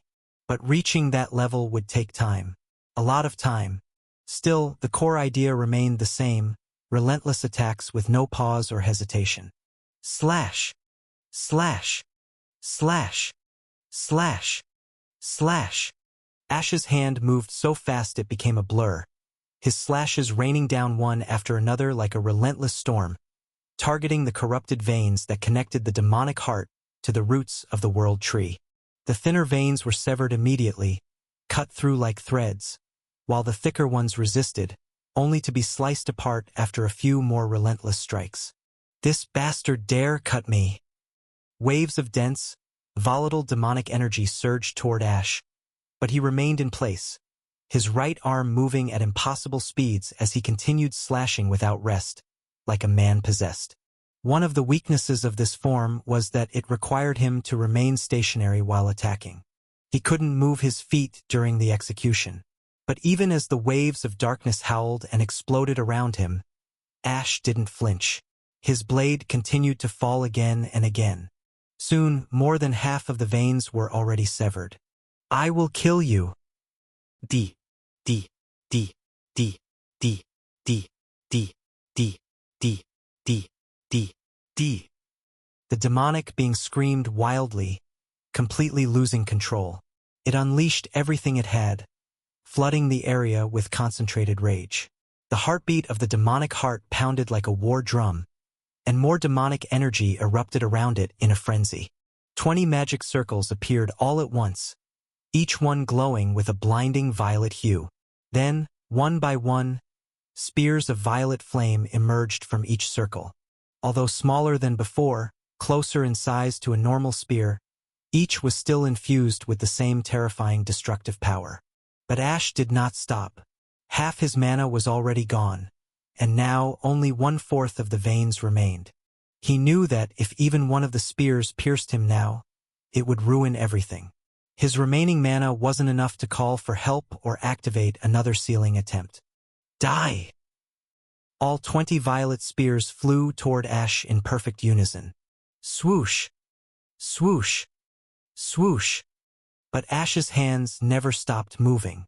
White lightning crackled around his body like a wild beast gone berserk. His body was bleeding, his muscles straining, but his mind focused on one thing alone. Swing. Just swing. Keep swinging. Don't stop. No matter what. It was a mental state extremely difficult to enter, one where the body obeys only a single command. Flow state. But just as the violet spears came close enough to strike him, they stopped. What? The demonic being cried out in disbelief. It had been so focused on Ash that it failed to notice Serena.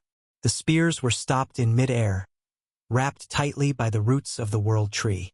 When the demonic being shifted its gaze, it finally saw her. Serena was standing close to the wall, where a patch of uncorrupted roots still remained.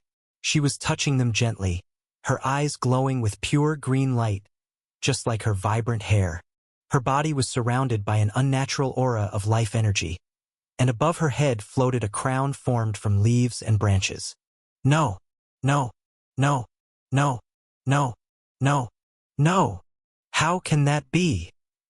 Her arms were extended outward, and even from the corrupted roots surrounding the demonic heart, small untainted roots emerged and began to block the spears one by one. Swoosh! Swoosh! Swoosh! And while that chaos unfolded behind him, Ash cut the last remaining vein. The demonic heart lost its last connection and began to rise, floating in midair. But Ash didn't stop there. He ended his sword form and moved immediately. Bam! He slammed his foot against the ground and accelerated, dodging the stationary burning spears. With no hesitation, he reached the floating heart and thrust the sealing dagger deep into its center. Ha! That's it? I thought it would be some kind of ultimate killing move. What can a small dag? The sentence was never finished. From the dagger, radiant white chains burst out in every direction, wrapping around the heart with overwhelming force. The chains continued to spread until the heart was completely sealed, wrapped tightly like a sphere, and finally, a glowing white lock clicked into place. Now, the once monstrous heart resembled a sealed crystal orb, like a white football, as it dropped harmlessly to the ground. Ash cut off his mana flow immediately, before his core drained entirely. Huff! Huff! He exhaled deeply, trying to steady his breath, his shoulders rising and falling. But even at that moment of victory, he didn't relax. His eyes scanned the surroundings carefully. Is it really over? Chapter 170. Threatening the Queen. Is it really over? Ash still couldn't bring himself to believe in the calm surrounding him. Deep inside his heart, he remained skeptical, wary that his unpredictable luck or cursed fate would twist reality once more and throw something unexpected at him again. But for the moment, there was only silence. No hidden shadows. No strange movements. Everything seemed quiet. Sir Unknown, we did it. Serena's joyful voice suddenly echoed through the space. Without warning, she leaped at him, her expression glowing with happiness and tears welling in her eyes. Ash blinked in surprise as she crashed into him. Reflexively, he caught her, and in the next moment, she wrapped her arms around him tightly, holding him as if she never wanted to let go. Thank you. Thank you. Thank you so much. If not for you, I would have died back there. I'm really, really glad I met you. Her voice trembled as she spoke, her words overflowing in a stream of emotion.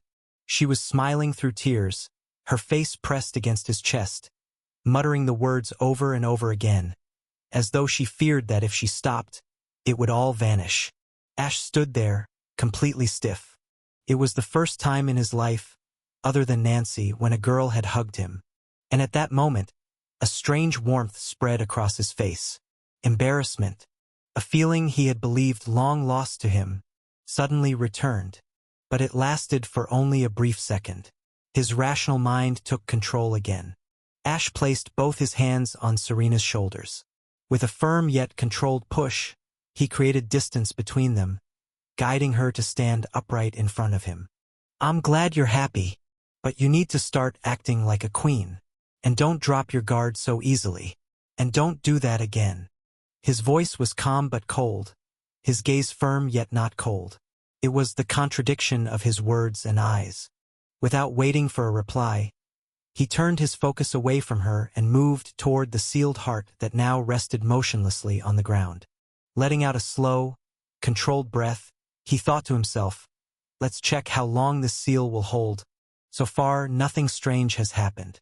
That means it should be over, right?"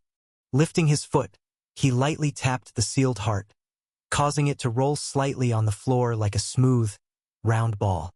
It was compact, heavy, and completely encased in white chains with a visible lock on its surface. Seems safe for now." He planted Eclipse into the ground beside him and leaned forward, picking up the sealed heart with both hands. As soon as he held it, a faint shimmer of mana flickered across its surface, and a translucent screen appeared in front of his eyes. 28:34, 28:33, 28:32. Ash stared at the timer with a blank expression before exhaling sharply through his nose. Haha, of course. My cursed luck wouldn't let it be that easy. The seal had barely 30 minutes remaining. That was all he had managed to achieve using the massive amount of mana he had gathered and condensed throughout the past month. It had taken everything he had just to buy a short window of safety. Wait, maybe there's still another way. A thought sparked in his mind, and he immediately turned toward Serena.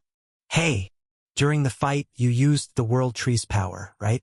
Do you think you can connect to it again?" Although it was a gamble, Ash had originally hoped the seal would last at least a full day. If that had happened, there was a strong chance that the World Tree would have enough time to awaken on its own, and will help in sealing the heart. It was just a theory, a hopeful assumption based on the Serena's words, but even if the tree didn't awaken in time, Ash had been preparing alternative plans. Still, if Serena could make contact with the World Tree again, just as she had during the battle, then things could become far simpler. They might even win completely. But before he could ask her again, he noticed something strange. Huh? Why is she acting like that? Serena was standing silently, eyes fixed on the ground, her face a deep shade of red. Thin streams of steam were practically rising from her head. She looked like she was about to combust. Serena's POV. "I'm glad you're happy, but you need to start acting like a queen. And don't drop your guard so easily. And don't do that again." Hearing that, Serena's mind froze on the spot. She realized immediately that she had done something embarrassing. But then, a sudden memory flashed through her head. Her thoughts drifted like smoke caught in a wildfire. Even though her head was lowered, her mind was anything but calm. It was buzzing, crackling with things she definitely should not have been thinking about at such a serious moment.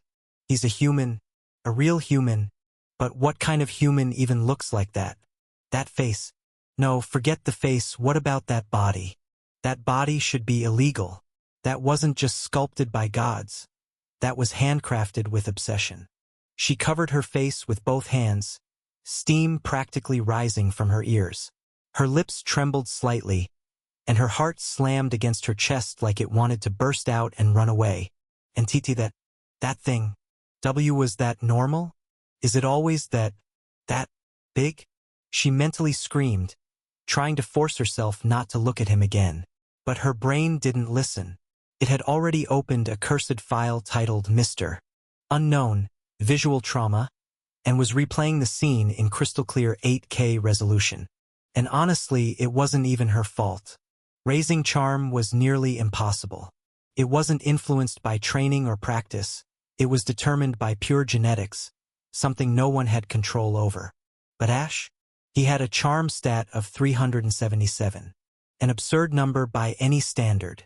And because of that, the old phrase "beauty is destruction" was no longer just a poetic saying. It was slowly turning into reality. Just then, she heard a voice. "Hey, during the fight you used the World Tree's power, right? Do you think you can connect to it again?" Ash POV. "Are you ignoring me now? There are only 28 minutes before the seal breaks.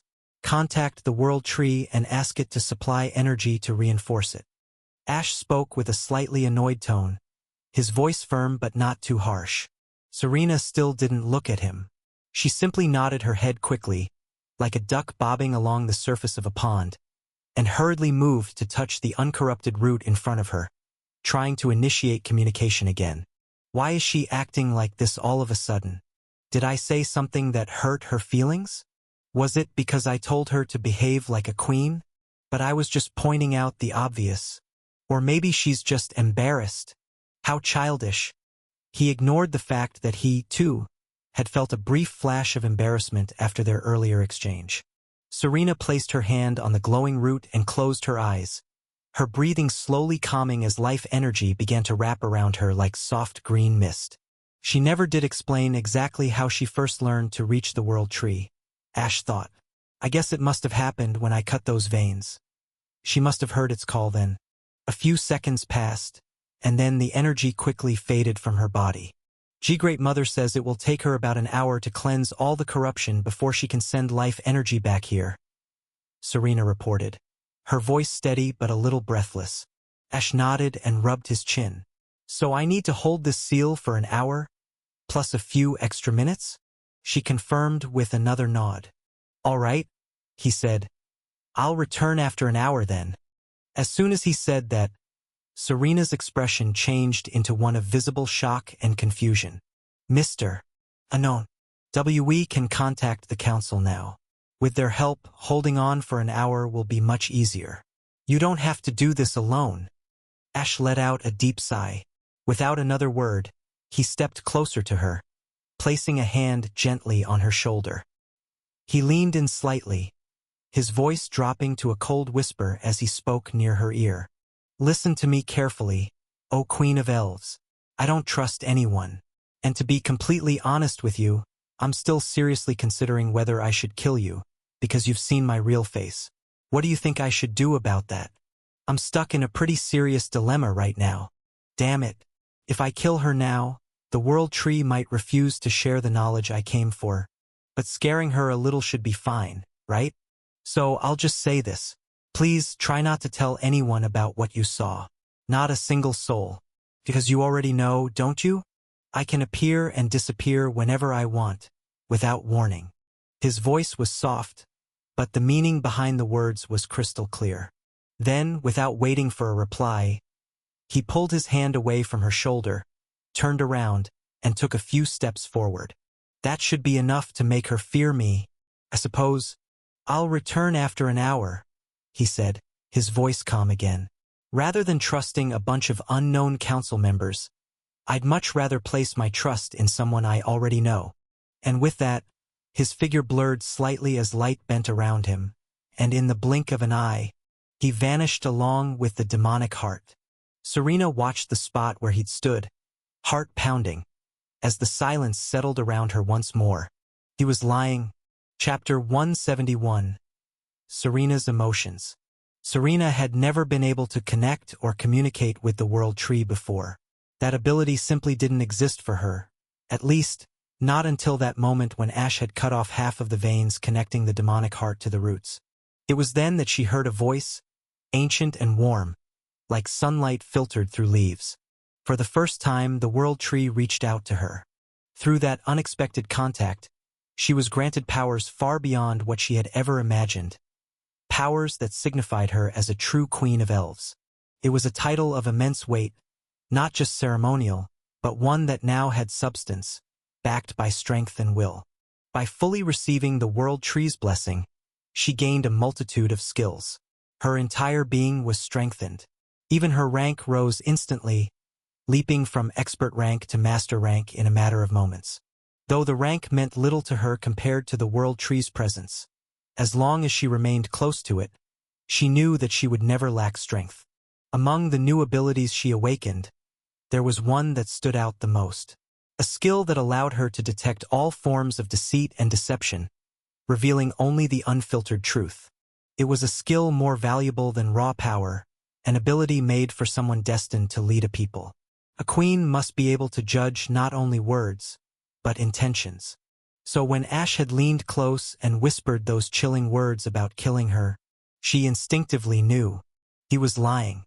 It was true that if she exposed his identity to others, he would not hesitate to eliminate her. That much was sincere.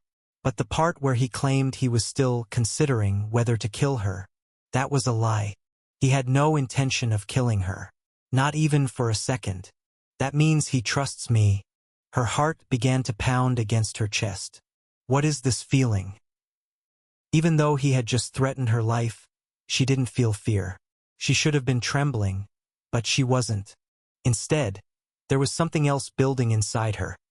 A strange, warm sensation that she couldn't quite name.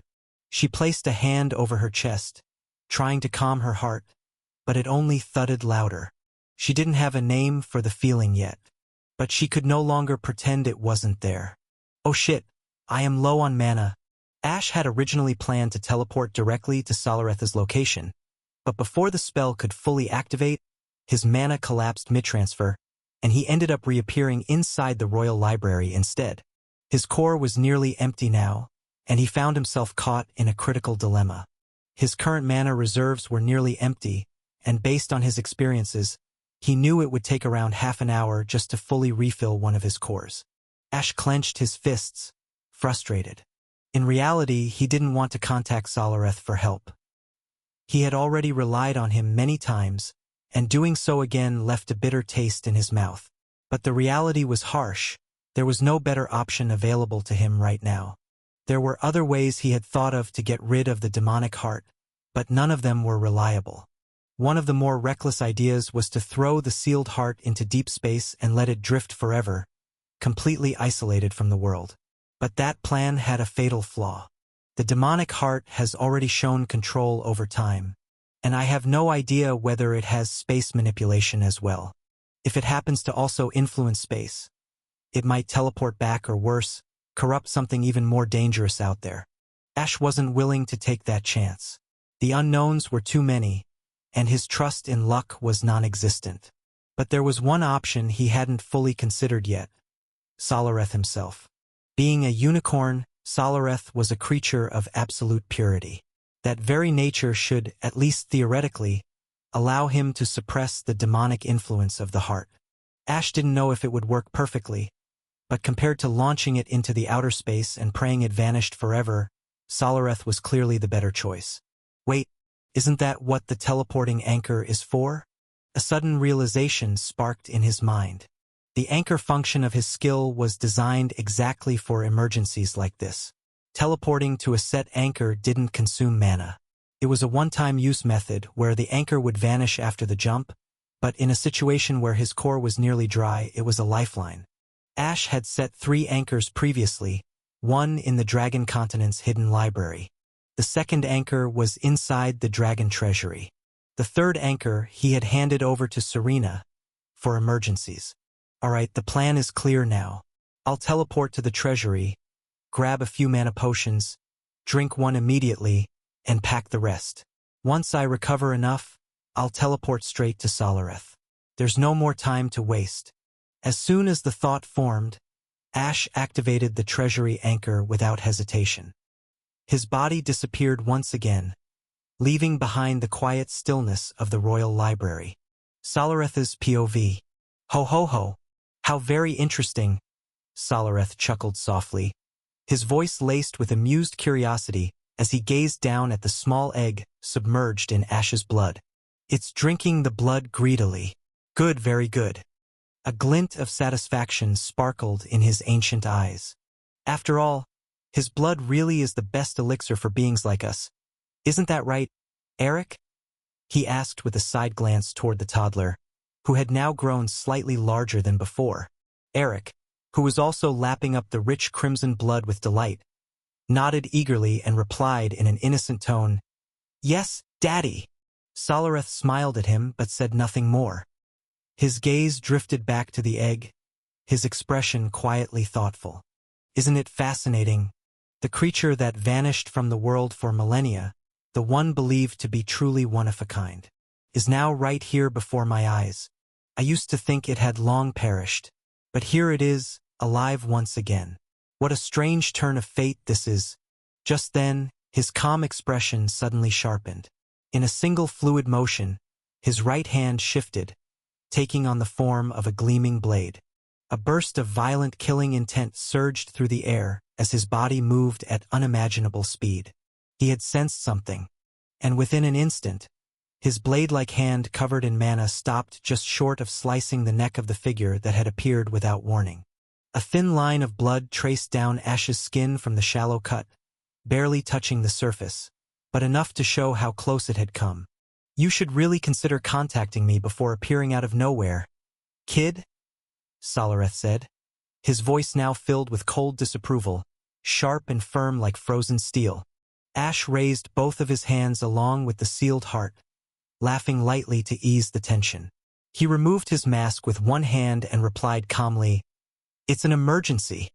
The words barely left his mouth before Solareth's gaze shifted toward the strange orb tightly clutched in Ash's hand.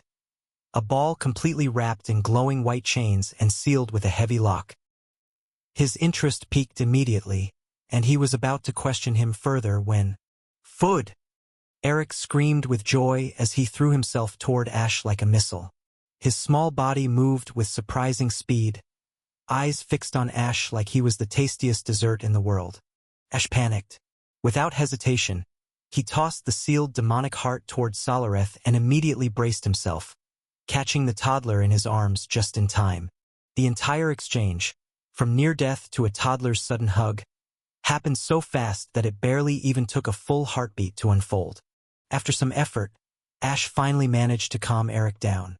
The toddler was full of energy and had grown surprisingly attached, but once his excitement settled, Ash got the chance to sit and explain everything to Solareth in full detail. He recounted everything that had happened, from the demonic corruption spreading through the World Tree to the real reason why the elves refused to help, even when asked. He also explained why he had come here so suddenly and why he had no choice but to ask for help again, even if he didn't want to. Solareth listened quietly, his expression still and unreadable. He did not interrupt a single word, but Ash could feel the heavy change in atmosphere. That usual cheerful smile Solareth often wore was nowhere to be seen. Once Ash finished speaking, a deep silence settled between them, until finally, Solareth spoke. "So you are saying that because of this sealed heart, the World Tree had been in a dormant state all this time, and that is the reason they refused to respond to my request to heal my daughter?" Ash nodded slightly and replied in a calm tone, "Yes." His voice was quiet, but firm. He did not shy away from answering, even though he could feel how tense the air had become. Solareth's expression darkened even more as he fell into deep thought. Then, after a brief pause, he asked another question, his voice much colder now. "Doesn't that mean the demons wanted my daughter to die so badly that they even dared to corrupt the World Tree itself just to make sure she wouldn't survive?" It was a heavy question, and one that Ash had not expected. But from another perspective, it wasn't entirely wrong. "I don't think that was their only reason," Ash thought to himself, keeping his expression neutral. "They are probably targeting all the major races in similar ways. It was just that, in the original novel, the human race had Ray with his system to counter their plans. He ruined their movements every time. That might have been the difference. But in the end, that was only a guess. There was no solid proof behind it. And so, Ash chose not to say anything more. "I see," Solareth muttered after a while, his tone sharper than before. His voice held quiet rage, and it was clear that he had made a decision. "Leave this heart to me. You can go back now." Ash blinked in surprise. What? He had come here hoping for some help. Yes. But he had not expected Solareth to take the entire burden on himself. He had already relied on him enough in the past. Asking more felt selfish. But when Ash looked into Solareth's eyes, any protest he might have had died in his throat. He saw it clearly. Those eyes were not uncertain. They did not carry the look of someone forced into responsibility. They were the eyes of someone furious. Someone who had just been handed the reason behind his daughter's pain and helplessness. There was no hesitation in Solareth now. Nothing Ash said would change his mind. Ash let out a quiet sigh. Sigh? What should I do now? This was never my intention. I didn't want to burden him again. He is already looking after the egg. Chapter 172. Her words cut deeper than swords. In the end, I was not able to stop him. Looks like I made a mistake by coming here. Ash muttered softly as he stared up at the sky, his voice low and uncertain. Are you worrying about my husband? The unexpected voice made Ash turn his head, and standing beside him was none other than Lumiel, the Queen of Unicorns. Her presence was calm and dignified, yet carried a quiet strength. Ash let out a small, awkward laugh. It was not genuine, but it was an attempt to lighten the weight on his chest. It's true. I am worried about him. Although our first meeting wasn't exactly pleasant, when I think about it from his perspective, I feel like it was justified.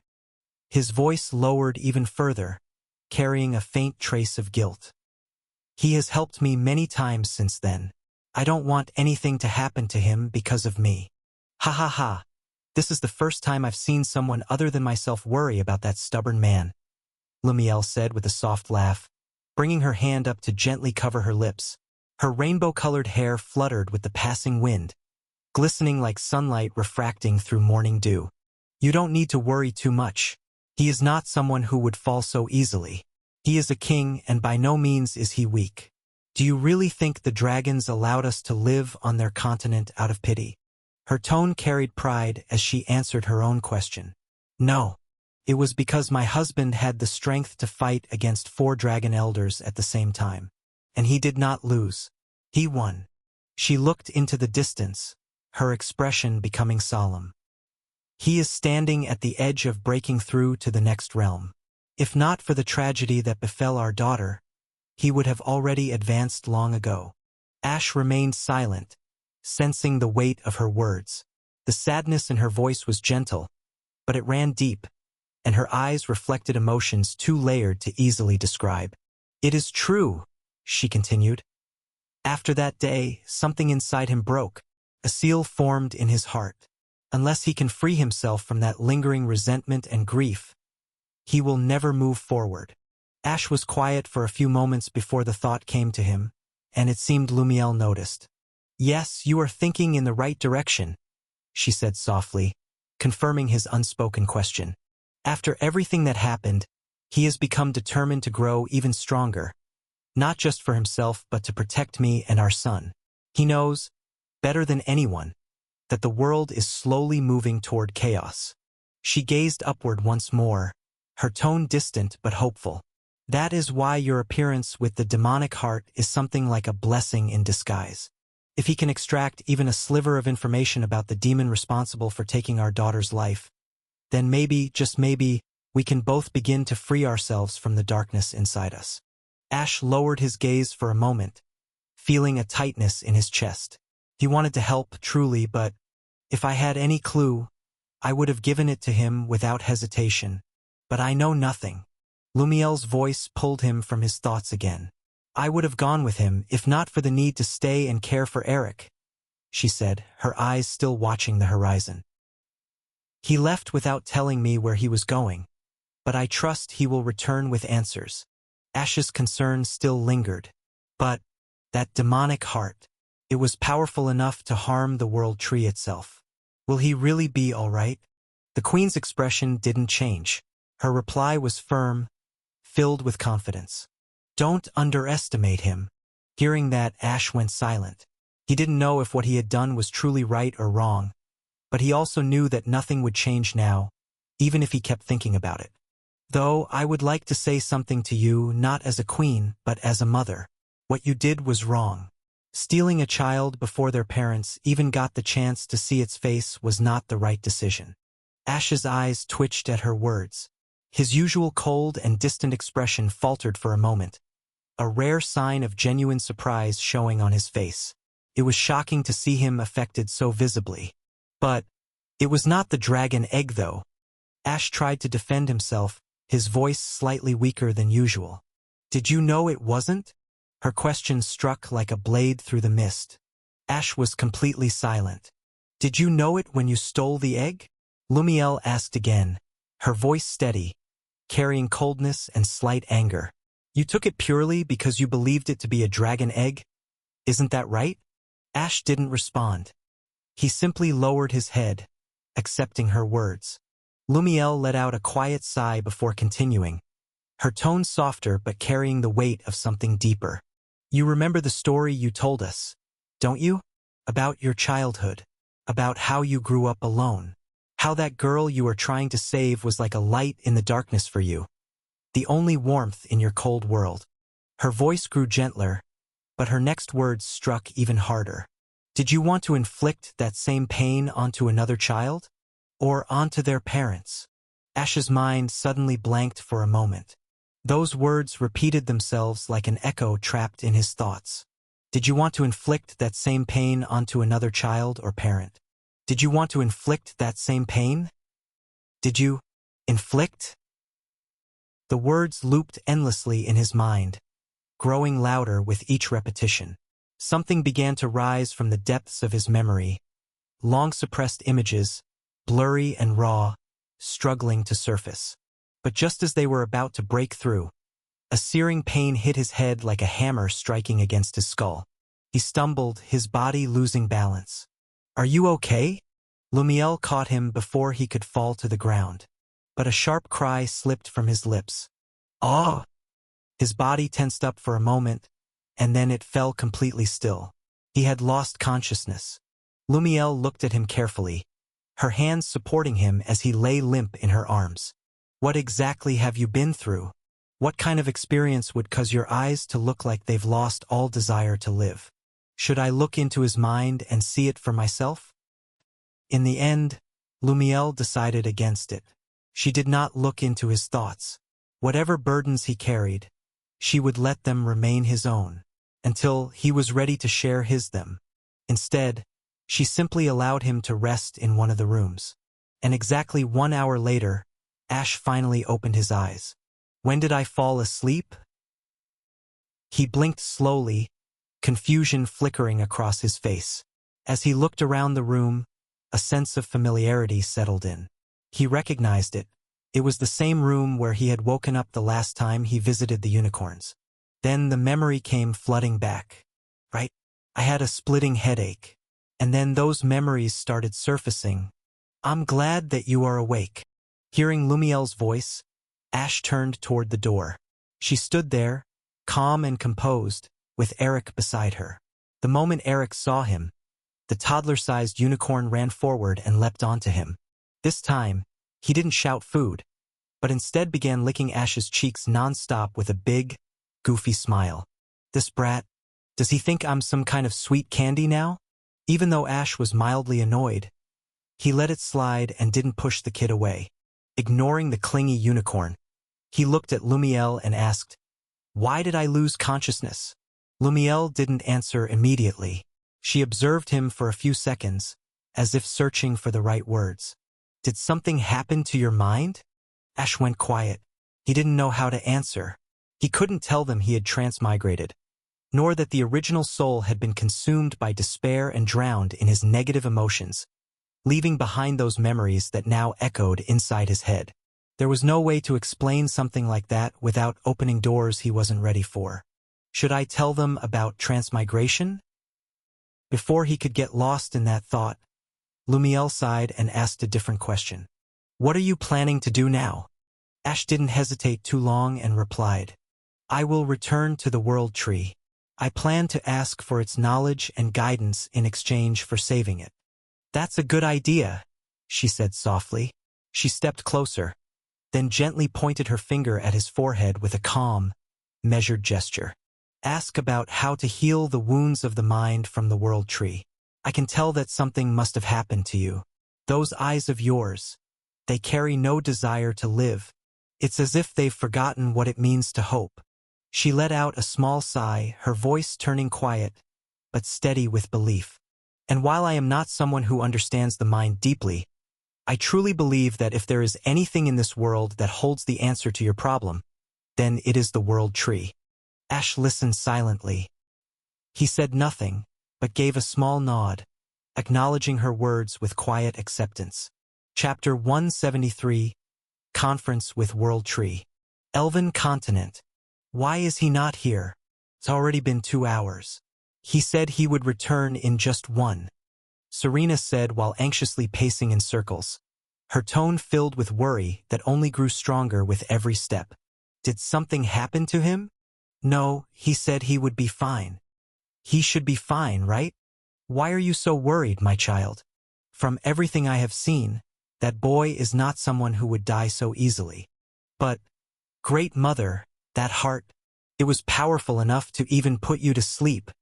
Child, as I already said, that was because, before the world tree could even finish her thought, a sudden shift in space disrupted the air beside Serena. A pulse of spatial energy surged, and Ash appeared beside her in the blink of an eye, with faint fluctuations still rippling around him. Is the world tree awake now? He asked immediately, wasting no time. Serena's expression melted into warmth the moment she saw him. But just as quickly, her relief shifted into concern, and she began questioning him without pause. Why are you late? I thought something happened to you. Where is the sealed heart? Did something go wrong? She was firing questions like arrows, not giving Ash even a moment to respond. Calm down, calm down. It took him a few seconds to soothe her restless energy. You don't have to worry about the heart anymore. I've entrusted it to someone I trust. But still, it is all right, child. Just have faith in our Savior. All right, Mother. Serena whispered softly, her voice finally calm. Hearing that, Ash turned to her and asked, Are you speaking with the World Tree right now? You should call her Great Mother, not just World Tree, Serena replied quickly, almost like a child correcting someone who broke an important rule. All right, Ash said with a small nod, a slight trace of amusement in his voice. He then looked toward the roots that had previously radiated a horrible demonic pressure. Though they still appeared dark and lifeless on the outside, the suffocating aura that once hung in the air had completely disappeared.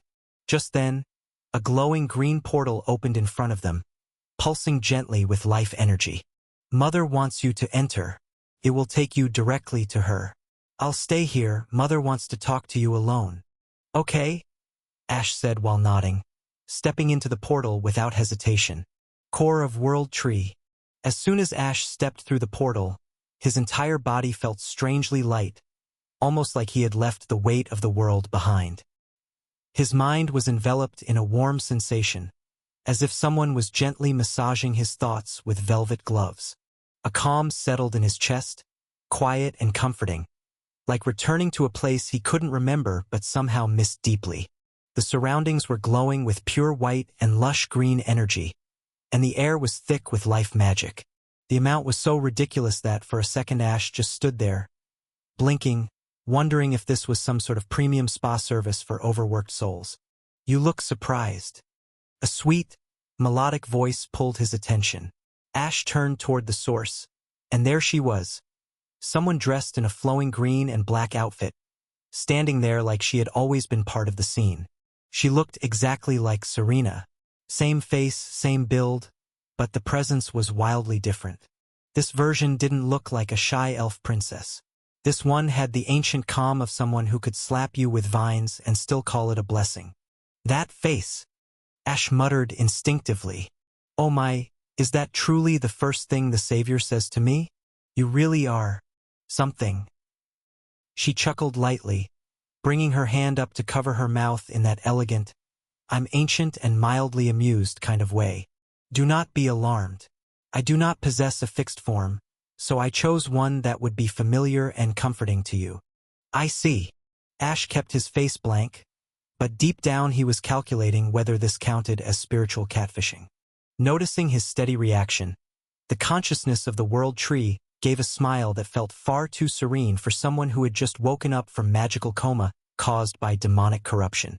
Allow me to thank you, O Savior. If not for your actions, a tragedy beyond imagination would have fallen upon my children. You're not planning to get away with just a thank you, right? Ash asked casually, his voice laced with mild sarcasm. Her eyes twitched slightly, but the Great Mother kept smiling as she answered. Of course not. If there is something you desire, I will grant it, as long as it is within my reach. I hope you understand the limits of what I can offer. I do not want much. I only want all the knowledge you possess regarding life magic. There is someone I must heal, and for that, I need your help. That child mentioned that you used life magic, which means you must possess the life affinity. Obviously. Have you come in contact with the Rune of Life? Her direct question caught Ash slightly off guard. He hadn't expected her to be so blunt about it, but his expression remained calm and unreadable. I don't know about that. Aren't the runes just myths? I was born with life affinity. Are you lying to me? Of course not. Don't you know? I can detect falsehood. Shit. She can? Fine. I did come in contact with it. But does that even matter? Just give me the knowledge. That's all I need. Yes, it matters. Did you not read the ancient texts written by the first queen? You mean that nonsense was actually real? You are speaking rather rudely, O Savior. I apologize. It is all right. I do not have the rune on my hand, though. Even if I did, it is not like I could show it to you. Ash spoke the truth. The rune was not on his hand but inside his soul. And even if he had the rune, it was not something he could easily show to the world tree. How could he possibly show his soul? It seems you misunderstood me. I never asked you to give me the rune. Since we are discussing this now, let me tell you something important. The reason why only one person in the world is ever born with the ability to use life magic is simple. It is because of me. I, who have comprehended nearly 70% of the Rune of Life, am the reason the concept of life even exists in this world. Without me, no one would even understand it. The same applies to the kings and queens I have chosen. They are not born with life affinity. It is only after I choose them that they gain it. Do you understand what this means? You're powerful, Ash muttered. Silence followed for a moment. Let me explain more clearly. If someone other than me possesses life affinity, that can only mean one thing. They must have come into contact with the Rune of Life and comprehended it to at least 25%. That is the bare minimum required to awaken life affinity. Looks like pretending to be clueless is no longer an option. And if you, someone who has already awakened life affinity, are still here seeking knowledge, then that tells me something else. You have absorbed the Rune of Life. Sigh. I guess the truth is out now. You are right, I can't use its power. If you are thinking I will become a god of healing just by absorbing it, then you are completely wrong, Ash admitted without even a hint of hesitation in his voice. Upon hearing his honest response, the Great Mother's smile deepened with a quiet sense of understanding, as if she appreciated the clarity he spoke with. Of course, I already know that, O Savior.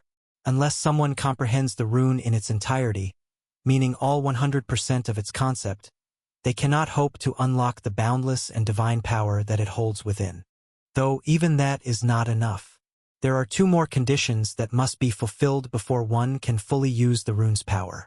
However, I do not possess complete knowledge about those conditions either. But still, I must say, you are extremely fortunate to have even been able to absorb the Rune of Life. That alone makes you special. Will you give me the knowledge or not? Ash asked directly, getting straight to the point. I will definitely share all the knowledge that you seek. But wouldn't it be more effective if you brought the person here instead? I can personally heal that person right now, and afterward you can learn from me with peace of mind. What do you think about that? I want to heal her with my own strength, if possible. But I'll do it in front of you. If I make a mistake, you'll be there to fix it, right? The Great Mother paused for a moment, her expression softening as if she was reading something deeper than just his words. I see now. So that is what it is. He does not wish to rely on anyone. He wants to use his own power and his own resolve to heal the one who matters most to you. That is the weight of his conviction. Great Mother thought. Very well then. That will not be a problem. I will stay close and make sure nothing goes wrong. You do not have to carry the pressure alone. You can remain calm and focused. Ash let out a long breath, one that carried a sense of relief and silent gratitude. But may I ask you something? How did you end up in such a condition that even you were on the verge of being corrupted? Chapter 174, Influence of Memories. But may I ask you something? How did you end up in such a condition that even you were on the verge of being corrupted? Hearing that question, the World Tree went silent. After a few moments, she let out a long sigh and softly said, "Let's get seated first. Our talk will take a very long time." As soon as her words ended, the surroundings changed completely. The ground transformed into a serene garden filled with blooming flowers, and the previously white sky turned into a deep black night. Countless stars twinkled gently, and the silver moon shone brightly, casting a calm and gentle light across the entire space. Soon after, a table and 2 chairs appeared. The Great Mother gracefully took her seat and gestured for Ash to sit as well. In front of Ash, a silver cup filled with a glowing green liquid materialized, along with a transparent jar. Ash glanced at the drink but chose not to touch it. So, let me tell you from the beginning. According to what the World Tree began explaining 16 years ago, the previous Elf King had decided to step down after fulfilling his duties. Before his retirement, he made a heartfelt wish to the World Tree. He simply desired to live the remaining years of his life, about 1 or 2 more, in peace without responsibilities and surrounded by calmness. The World Tree accepted this wish, and as a result, a transition period began. The king had stepped down, and the process of selecting the next ruler had started. During this critical time, the World Tree needed to retreat her focus to begin the sacred process of choosing a new monarch. It was not something that could be done lightly. She had to scan for potential, innate talent, kindness, strength, and countless other traits. Even though many qualities of a great ruler are shaped by experience, the foundation must still be right. However, what the World Tree did not expect was that, during this narrow window, when the previous king had stepped down, and she had temporarily withdrawn her awareness from the physical world, a demon would seize the opportunity to act. One such demon managed to infiltrate the castle of the Elf King, which stood at the highest branch of the World Tree itself. Moving silently past every protective barrier and ward, the demon entered the king's chamber and ended his life while he was resting. Since the king was already near the end of his natural lifespan, his body was frail, and he did not have much strength left to resist. He died tragically, and at that very same moment the World Tree chose the next queen. A phenomenon appeared across the continent. A crown of emerald leaves and glowing light manifested above the head of a 5-year-old girl named Serena, a child born with a pure soul, high affinity, and the gentle heart of a ruler. She was chosen as the next queen. When the World Tree reconnected her consciousness with reality after completing the process, she was shocked to discover that 4 years had already passed. The demonic heart had manipulated time itself inside her sacred space, and she, despite being a being near the level of divinity, had been affected. By the time she realized what had happened, the demonic heart had already embedded itself deep within her roots. It had corroded several vital regions, and if it had continued for much longer, it would have reached the core of the World Tree. To prevent that outcome, the World Tree redirected the majority of her mana to guard the core, wrapping it in layers of protection. From that moment, a long internal battle began between her and the demonic heart. It was a constant struggle, a tug-of-war between corruption and purity. However, since the demonic heart had already consumed a large portion of her mana and converted it into demonic energy, she found herself constantly pushed back. She wanted to call Serena for help, but she could not. So instead, she relied on the spirits. Many loyal spirits willingly sacrificed themselves to slow the corruption. They offered everything they had. But whenever the World Tree attempted to send one of them out to deliver a message or warning to the elves, the demonic heart would strike them down. It used demonic spirits to intercept and kill any messengers trying to reach the outside. And like that, time passed in silence. Until now, when Ash appeared. "Don't you know who the demon was?" Ash asked. "I don't. What I am telling you is what I learned from that demonic heart. It was always boasting about how it corrupted me, about what it would do to my children after taking control over me. He was trying to break my will at that moment." "I see," Ash muttered softly. "But don't you think the timing fits a little too perfectly? There definitely must have been some insider who provided the information to the demons. Otherwise, it doesn't make sense for the demons to know about the exact moment, right? Oh, Savior, none of my children would ever think of harming me. That is something I am confident of. There must be some sort of diviner present on the demon side." Hearing that, Ash's mind jolted as if a light bulb had been switched on. "I see. That means my previous guess about the demons purposely removing future obstacles was true. Does that answer all of your questions?" "Yes. Even though I now know this information, there is nothing I can do about it right now. Only by knowing the future can I prevent something from happening before it occurs. But most of those things are either unknown to me or already destroyed because of my meddling. Should I look for? Why don't you drink that elixir I prepared? It is meant to calm the mind, no matter how stormy or conflicted it might be." Ash's thoughts were cut off the moment he heard the words mind and elixir. He immediately remembered that he needed to ask the World Tree about the problem concerning Dark Ash's memories. "Drink everything in one go." Heeding her words, Ash gulped the entire cup in a single breath. And as soon as the drink slid down his throat, his mind went completely blank.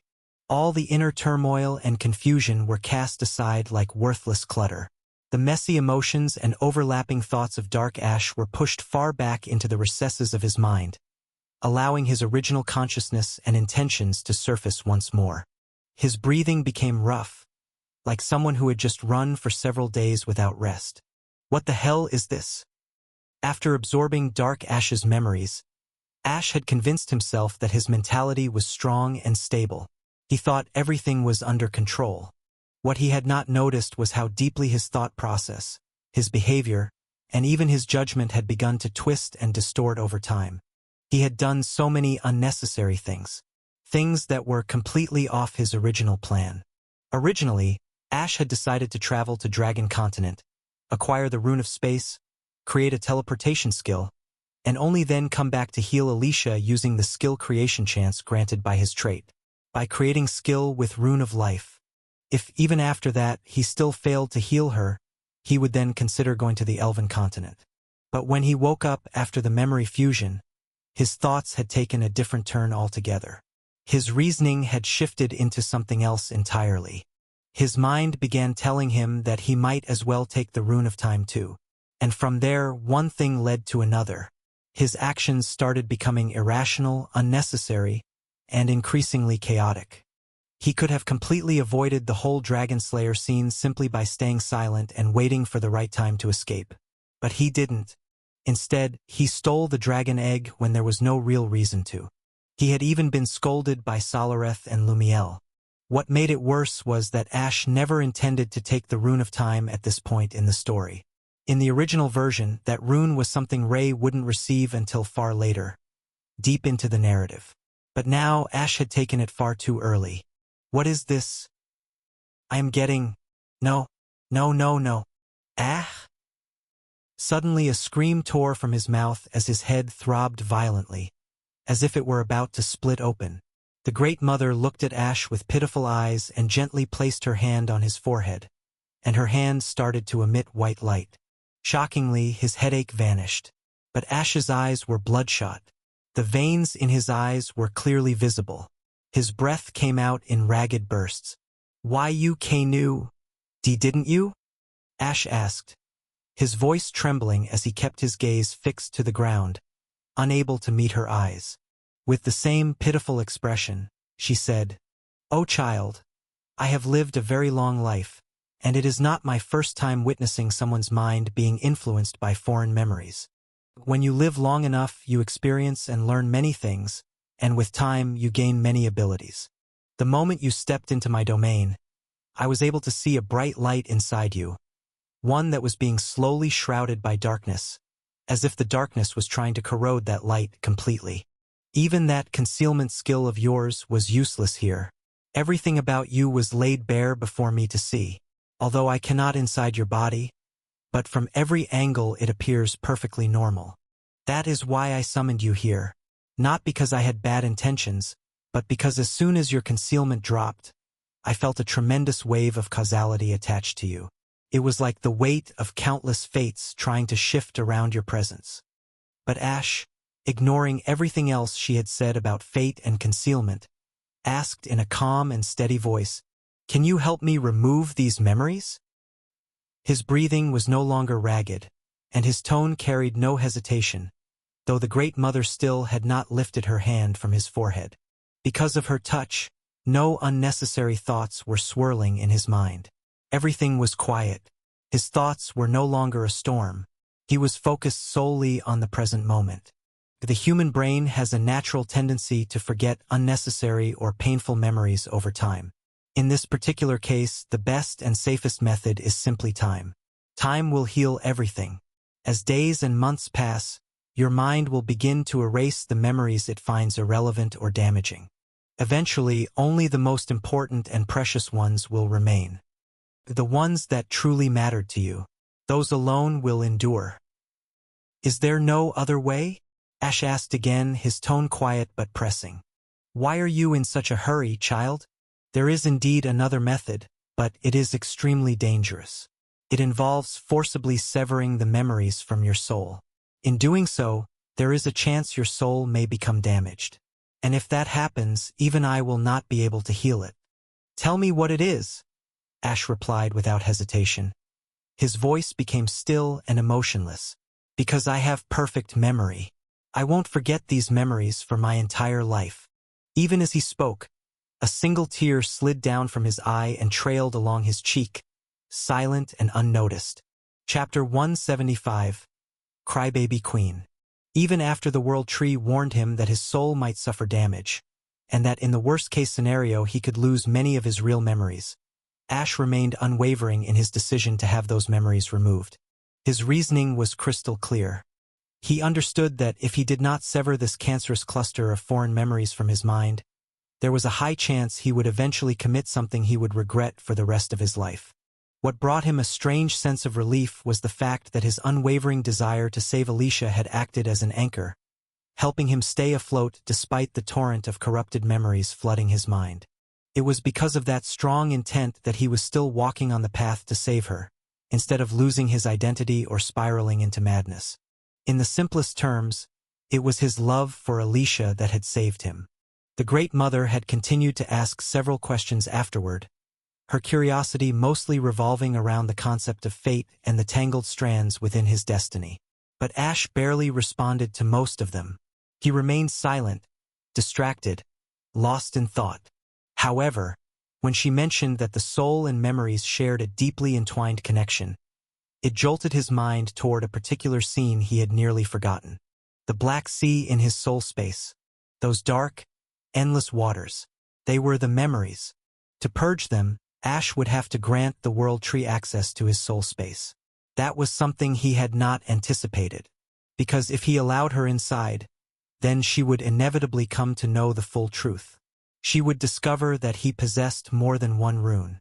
She would also see the truth of his transmigration, as all of it was written across the canvas of his memories. And now Ash stood at a crossroad. On one side, he could choose to let things continue as they were, allowing the memories to corrupt him. On the other side, he could place complete trust in the Great Mother and open up his soul entirely, letting her see the truths he had buried deep inside. Both paths were dangerous. Both demanded sacrifice. But Ash did not choose either of them. Isn't it possible for you to teach me how to remove the memories, and I will carry out the process myself? The World Tree went silent for a moment after hearing that question, her thoughts seemingly distant. But soon, she responded in a calm tone. It is possible, but the process will put you under continuous pain. That is precisely why it is usually recommended for someone else to handle it. If it's pain, I don't think you need to worry. I'm already accustomed to it. Just teach me the method, and I'll take care of the healing myself. Letting out a soft sigh, she gently removed her hand from his forehead. To his surprise, there was no return of the headache. Do not dwell on the actions you have already taken. Doing so will only bring the pain back. Think only in the present. That elixir you drank will continue to work for the entire day, so you will be able to think normally for now. Ash's expression brightened slightly upon hearing that, and just as he was about to say something, the Great Mother's voice interrupted again. Don't even think about asking for more. It is not something I can provide you in large quantity, so you better learn as much as you can while that whole jar lasts. /N jar contains the elixir. Although her words made his expression fall again, Ash was still somewhat relieved to know there was still a path forward, at least until she poured cold water over his hopes again. But you will not be able to heal the person you intended to heal using your own power. What? What do you mean? Ash asked in alarm, his body tensing. It is simple. Learning the method to remove those memories will take time, and it's not like I can simply transfer my memories to you. If I were to attempt that right now, your mind would collapse from the overload of 3 different memories. Honestly, I'm still surprised your mind is even functioning properly after being flooded with so many foreign memories. In the Great Mother's eyes, Ash's body appeared as a glowing light, suffocated by a massive swirl of black flames. In other words, the only way you can learn is manually. That means you will have to bring that person here, and I will be the one to heal them. I see. Ash went silent after hearing that. The truth was, he wanted to heal Alicia with his own hands.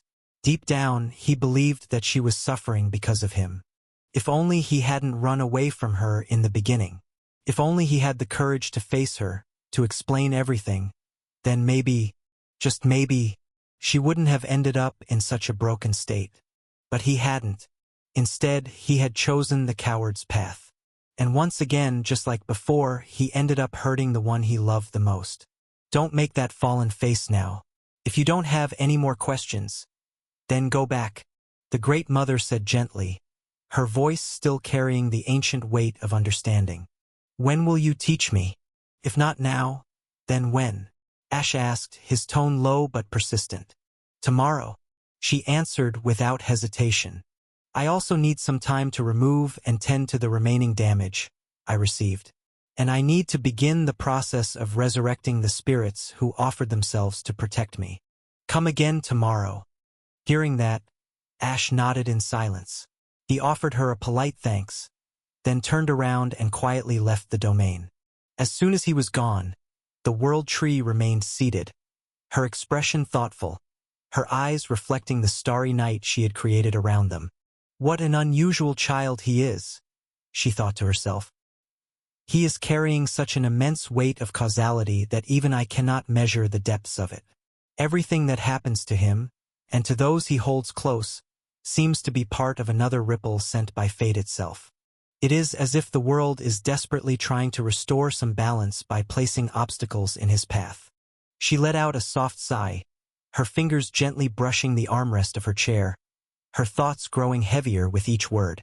Getting involved with someone like him usually leads to ruin. In all the cycles I have seen, it brings nothing but extinction. And yet, if he had not appeared when he did, I and all of my children would have been condemned to a fate far worse than death.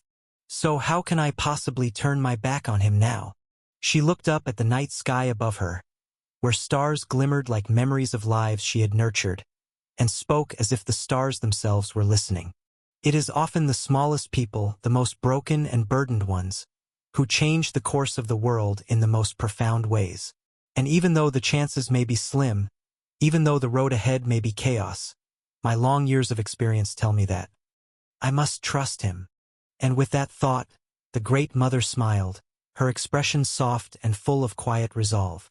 Meanwhile, after returning from his meeting with the World Tree, Ash quietly slipped away to another location. Serena, of course, wouldn't stop pestering him, demanding to know where he was heading, so he simply reminded her to share the good news with everyone else, to distract her. A few hours later, following his advice, she gathered all the 9 council members and shared the joyful announcement of the World Tree's awakening with them. And as she entered the council chamber, everyone inside froze in shock. And honestly, their reaction was to be expected. This time, Serena stood adorned in a regal dress woven from green and brown threads, the traditional colors that symbolize the Elf Queen. Above her head floated a delicate crown formed from enchanted leaves, glowing faintly with life energy. This transformation was not something that could happen through ceremony or effort alone. It was only possible when the World Tree itself acknowledged someone as the rightful ruler. And it was only possible when World Tree was awake again. The moment the 9 council members saw her like this, they dropped to their knees as one. A heavy, united thud echoed throughout the chamber like a drumbeat of destiny.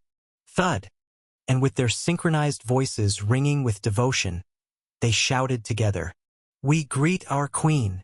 Serena stood still, stunned for a moment.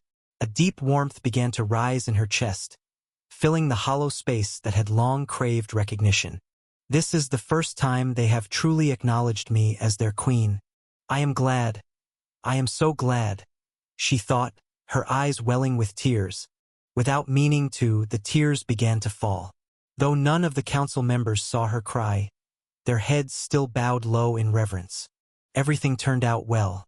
All my hard work paid off. I was scared, but it worked. All thanks to Mr. Unknown. I will never forget this.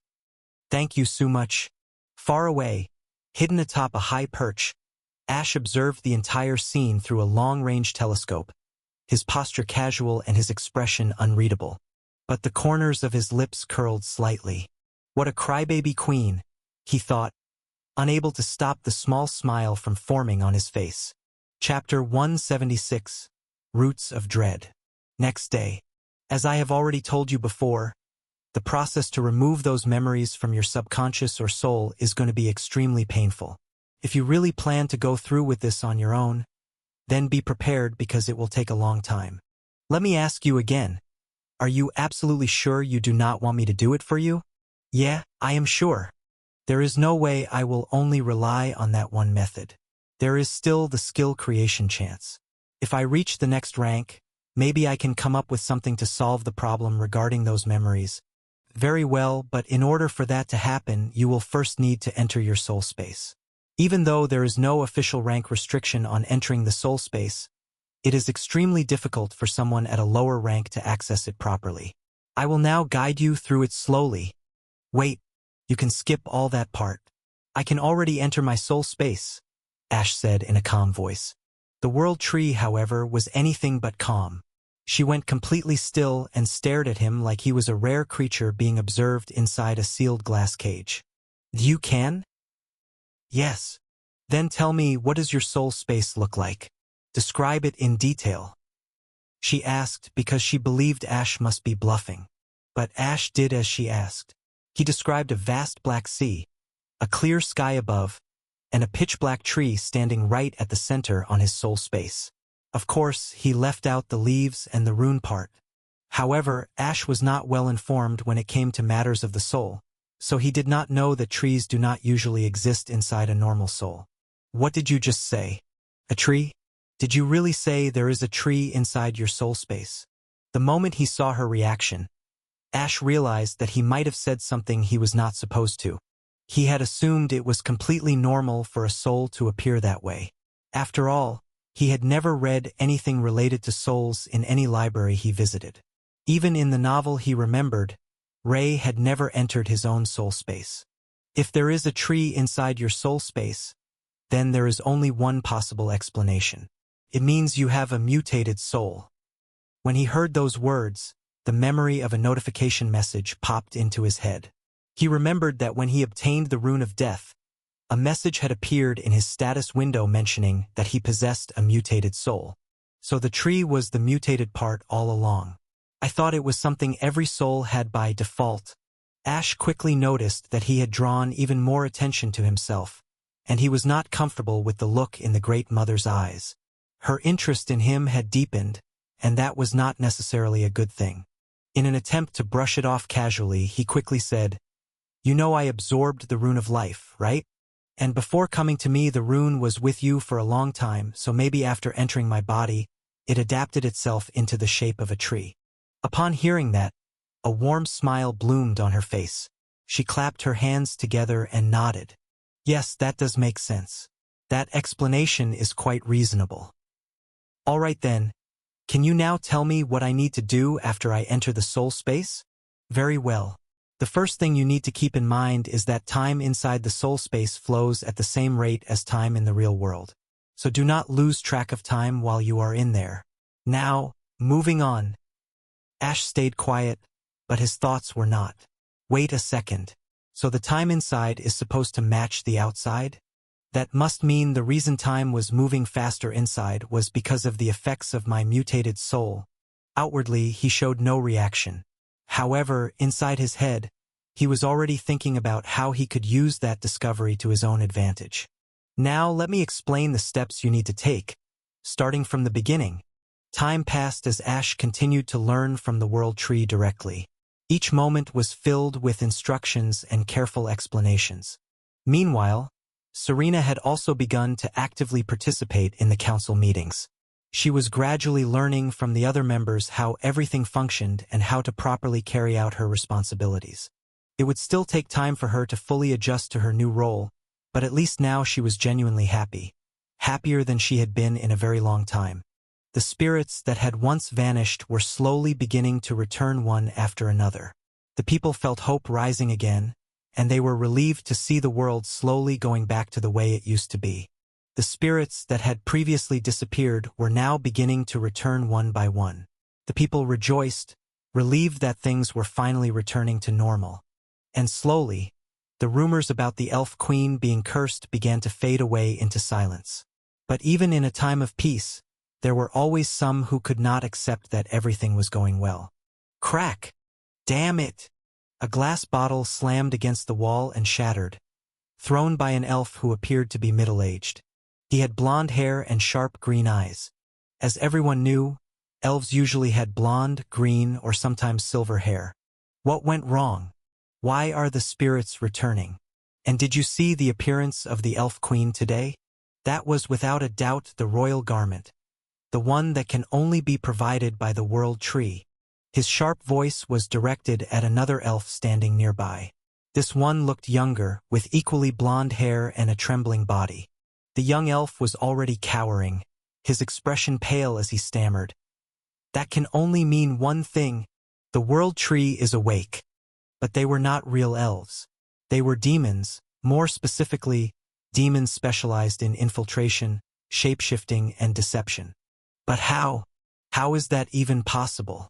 There was only 1 month remaining for the plan to succeed. That's exactly why we came here in the first place. The younger demon muttered in disbelief. "I don't know what went wrong, but something definitely did. And right now, that doesn't matter anymore. The most important thing is to leave. We have to alert the others immediately. If the World Tree opens its protective domain, we will be discovered in seconds," the older demon said urgently. Yes, I'll send the warning right away." The young-looking demon bolted from the room in a panic. He was dressed in a waiter's outfit, blending in perfectly as a bar worker. Rushing through the back door of the tavern, he pulled out an artifact shaped like a black smartphone and activated it. "Everyone, you have to leave immediately. I repeat, leave right now. The World Tree has awakened. If you don't leave as soon as possible, everyone will." He never finished the sentence. Black blood gushed from his mouth, his words cutting off. He looked down in horror to see a large root pierce straight through his heart, flooding his body with overwhelming life energy. Don't tell me. The domain was already open, and it was just waiting for us to act. That was his final thought before life left his eyes. His form reverted back to its true appearance. Red skin, 2 curved horns, and a grotesque face. Not all demons looked hideous, but it was a distinguishing trait of shapeshifters. They always bore the most monstrous forms beneath their disguise. The dead body was absorbed quietly into the ground. The same scene repeated across the continent. Everywhere the infiltrating demons were hiding, they began to die one by one. Even those who received the emergency message moments ago fell without exception. They were only low-rank demons, but the sheer number of them painted a terrifying picture. The World Tree's expression was grim and solemn.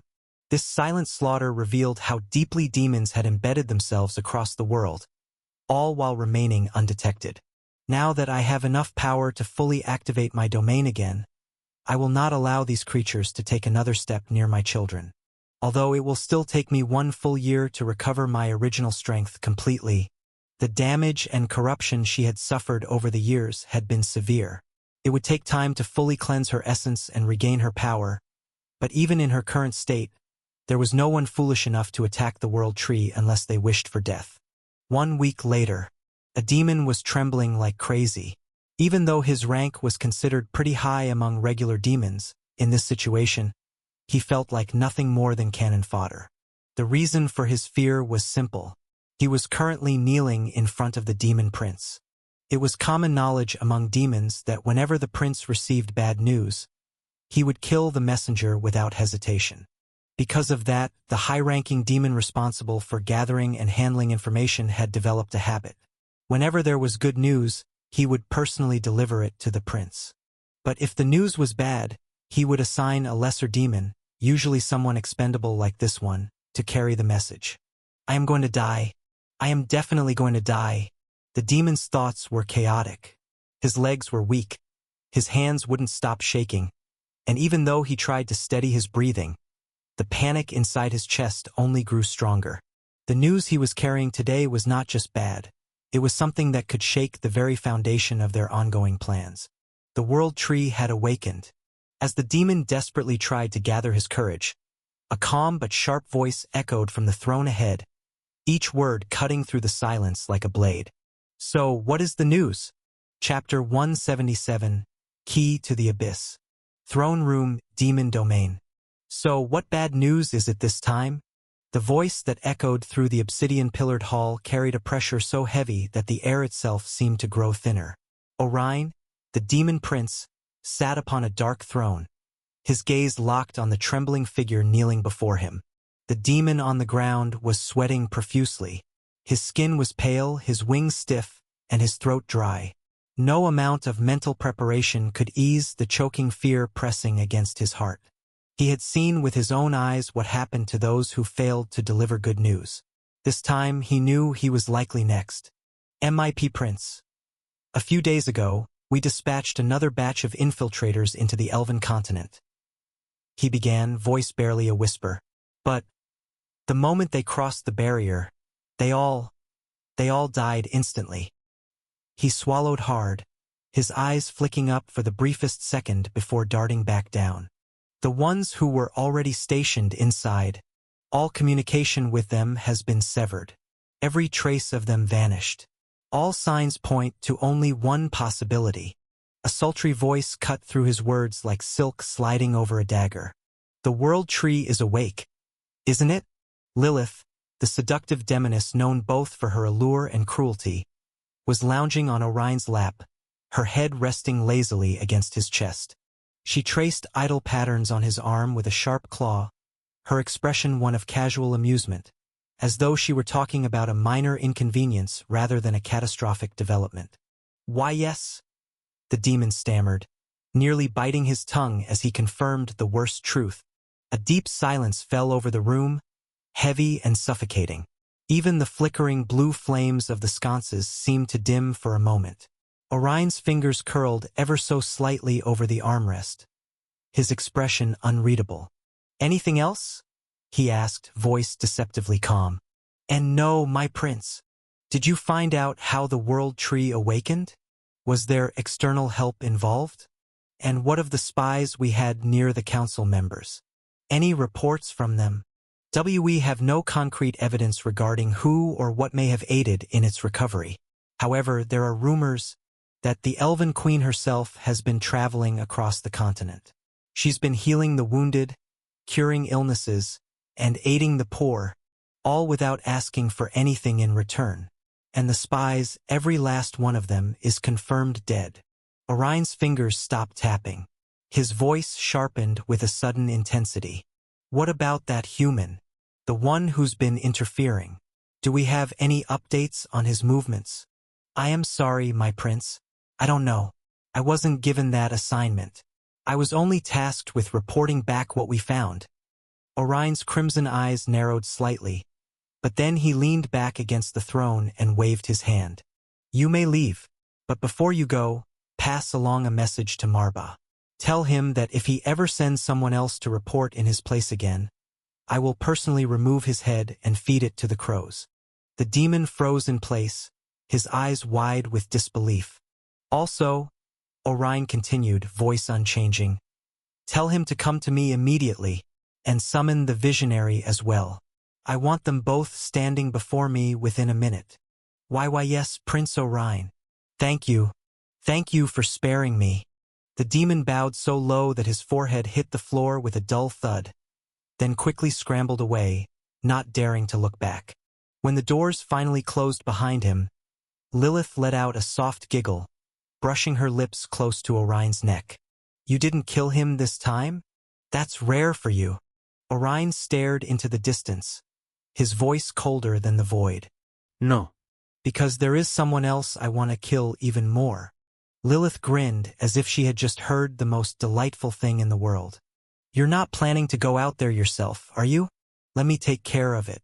Give me 1 month, and I'll drag those insects to their knees, begging for mercy. Orion gave her a brief glance and replied without emotion. It is not yet time for you to act. Just then, the temperature in the throne room dropped a few degrees. A swirl of shadow and smoke materialized near the base of the throne, and 2 figures stepped out. Marba, the demon general, fell to his knees instantly and banged his forehead against the black marble floor, not once but twice, loud enough to echo. I accept full responsibility for not delivering the information personally, my prince. I stand ready for whatever punishment you deem fit. The visionary also kneeled beside him. He was in his human form with young appearance and thin glasses.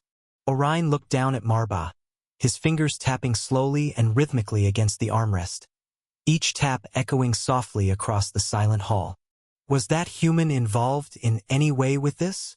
Orion asked, his voice calm but carrying a pressure that could shatter bones if he wished. Marba kept his head bowed low, not daring to meet those crimson eyes. No, my prince. Not a single human was seen anywhere near the Elven continent. However, according to our sources, the humans are currently searching for that same Kid Ashburn as well. Orion went quiet for a few moments, processing the information. I see, he said, his voice devoid of any visible emotion. Then, without shifting his gaze, he turned his attention toward the visionary. You, Orion said, his tone sharp but steady, locate where that heart is. You already have the blood sample of that heart. That should be enough for you to begin. The visionary gave a deep nod, his voice soft and cold like drifting ash. Yes, my prince. I shall begin the search immediately. Without wasting another word, the visionary's eyes glowed faintly with an eerie light, and a complex magic circle started forming in the air before him, slowly rotating like gears in an ancient, invisible machine. The atmosphere grew tense, heavy with the scent of demonic mana, swirling like an invisible storm through the throne room. Orion leaned back in his throne once more, his eyes narrowed and deep in thought. The heart won't die unless certain special conditions are met. That means it is safe for now. But I can't afford to let it stay exposed. I need to eliminate every risk before it becomes a problem. The World Tree may be awake again, but it does not matter anymore, because I have no intention of following Father's plan. From a very young age, the Demon Prince had displayed remarkable talent. His stats were naturally superior, his control over demonic energy was precise beyond comparison, and his mastery of both combat and magic was something rarely seen even among high-ranking demons. He was, by every definition, a genius born under a blood-red sky. According to his father, they had managed to escape the abyss through a gap guarded by the gods, and in that desperate flight, his mother had sacrificed herself to protect both him and his father. Of course, his mother had merely acted as a distraction. Most of the gods were busy holding back the abyssal god. That was how they had managed to escape.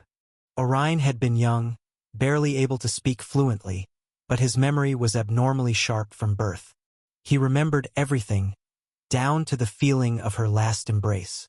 His father always claimed that in the abyss, they had been at the bottom of the food chain. He never fully explained why they even escaped from there, only that he had his reasons and burdens too great to share. In the beginning, Orion had planned to faithfully carry out the orders of the Demon King, who stood at the brink of ascending to the status of a demigod. But everything changed when Orion discovered the presence of individuals blessed by stars and moon, chosen ones born under divine constellations. That revelation ignited something within him. He no longer wanted to follow orders. He wanted to challenge those who stood at the pinnacle of power, to confront the beings of the abyss who had once forced his family into hiding. Most people believed demons were devoid of emotions, but he still remembered the warmth of his mother's touch. He had only learned about those blessed individuals during the affinity tests conducted by the Academy. And according to the ancient records, their presence was one of the most important conditions needed to open the gates to the abyss. I stole that heart without Father knowing. I have to speed up everything now. Originally, I planned to use the heart after it had taken full control over the World Tree, but I suppose I will leave the World Tree behind. The heart has already served its purpose. The real goal was always the barrier protecting this planet, which was formed by the World Tree. That field was too powerful. Now that it's been gone for almost a decade, everything is moving smoothly. I haven't heard any reports of reduced dungeon formations, which means things are going according to plan, and the World Tree has weakened. But we still need more spatial disturbances. Just then, a voice broke his train of thought. My prince, I have located it. It is currently resting in a remote place within the neutral continent. The area is known as the Bottomless Valley. No one who has ever fallen has returned to the surface. A faint light flickered in Orion's eyes. The heart of the abyssal god. It is the key. The gate to the abyss will never open without it. I need to retrieve it no matter what. Chapter 178. Fragment of Rune. It's already been 1 week. I still can't believe that 15-year-old brat learns things this quickly. Ash always removed his mask whenever he entered the World Tree's core, so she had gotten used to seeing his face. And it was not hard to know his real age when he was in her domain. That alone showed that Ash had decided to place at least a certain level of trust in her. Something not easy for someone like him. She had been teaching him continuously, filling his mind with theories related to the soul, the methods of extracting memories, and especially the complex workings of the human brain. She even went so far as to explain the entire structure of a human body, from the intricate network of veins and meridians to the positioning of acupoints, the alignment of muscles, the density of bones, and the way internal energy flowed through each part. At some point, Ash began to feel like he was sitting through an advanced biology lesson rather than preparing to rip cursed memories from his soul. Even though he did not fully understand how this would help with memory extraction, he still listened to every word carefully and memorized everything without complaint. One topic, however, made him pause and shift his focus. It was about the natural limit of the brain. The World Tree had clearly said that it didn't matter if someone was a transcendent, a god, or even a demigod. The brain still had a ceiling, a point of saturation where it could no longer hold information, no matter how powerful or evolved the being might be. She explained that the brain, by design, tends to forget most of what it sees or hears over time. Even with monstrous mental strength, a day would come, whether after 1,000 years or millions, when the mind would collapse under the weight of its own knowledge, and the same immortality that once seemed like a gift would start to feel like a curse. The World Tree mentioned that she stored most of her information inside her core, and it was one of the reasons her form continued expanding.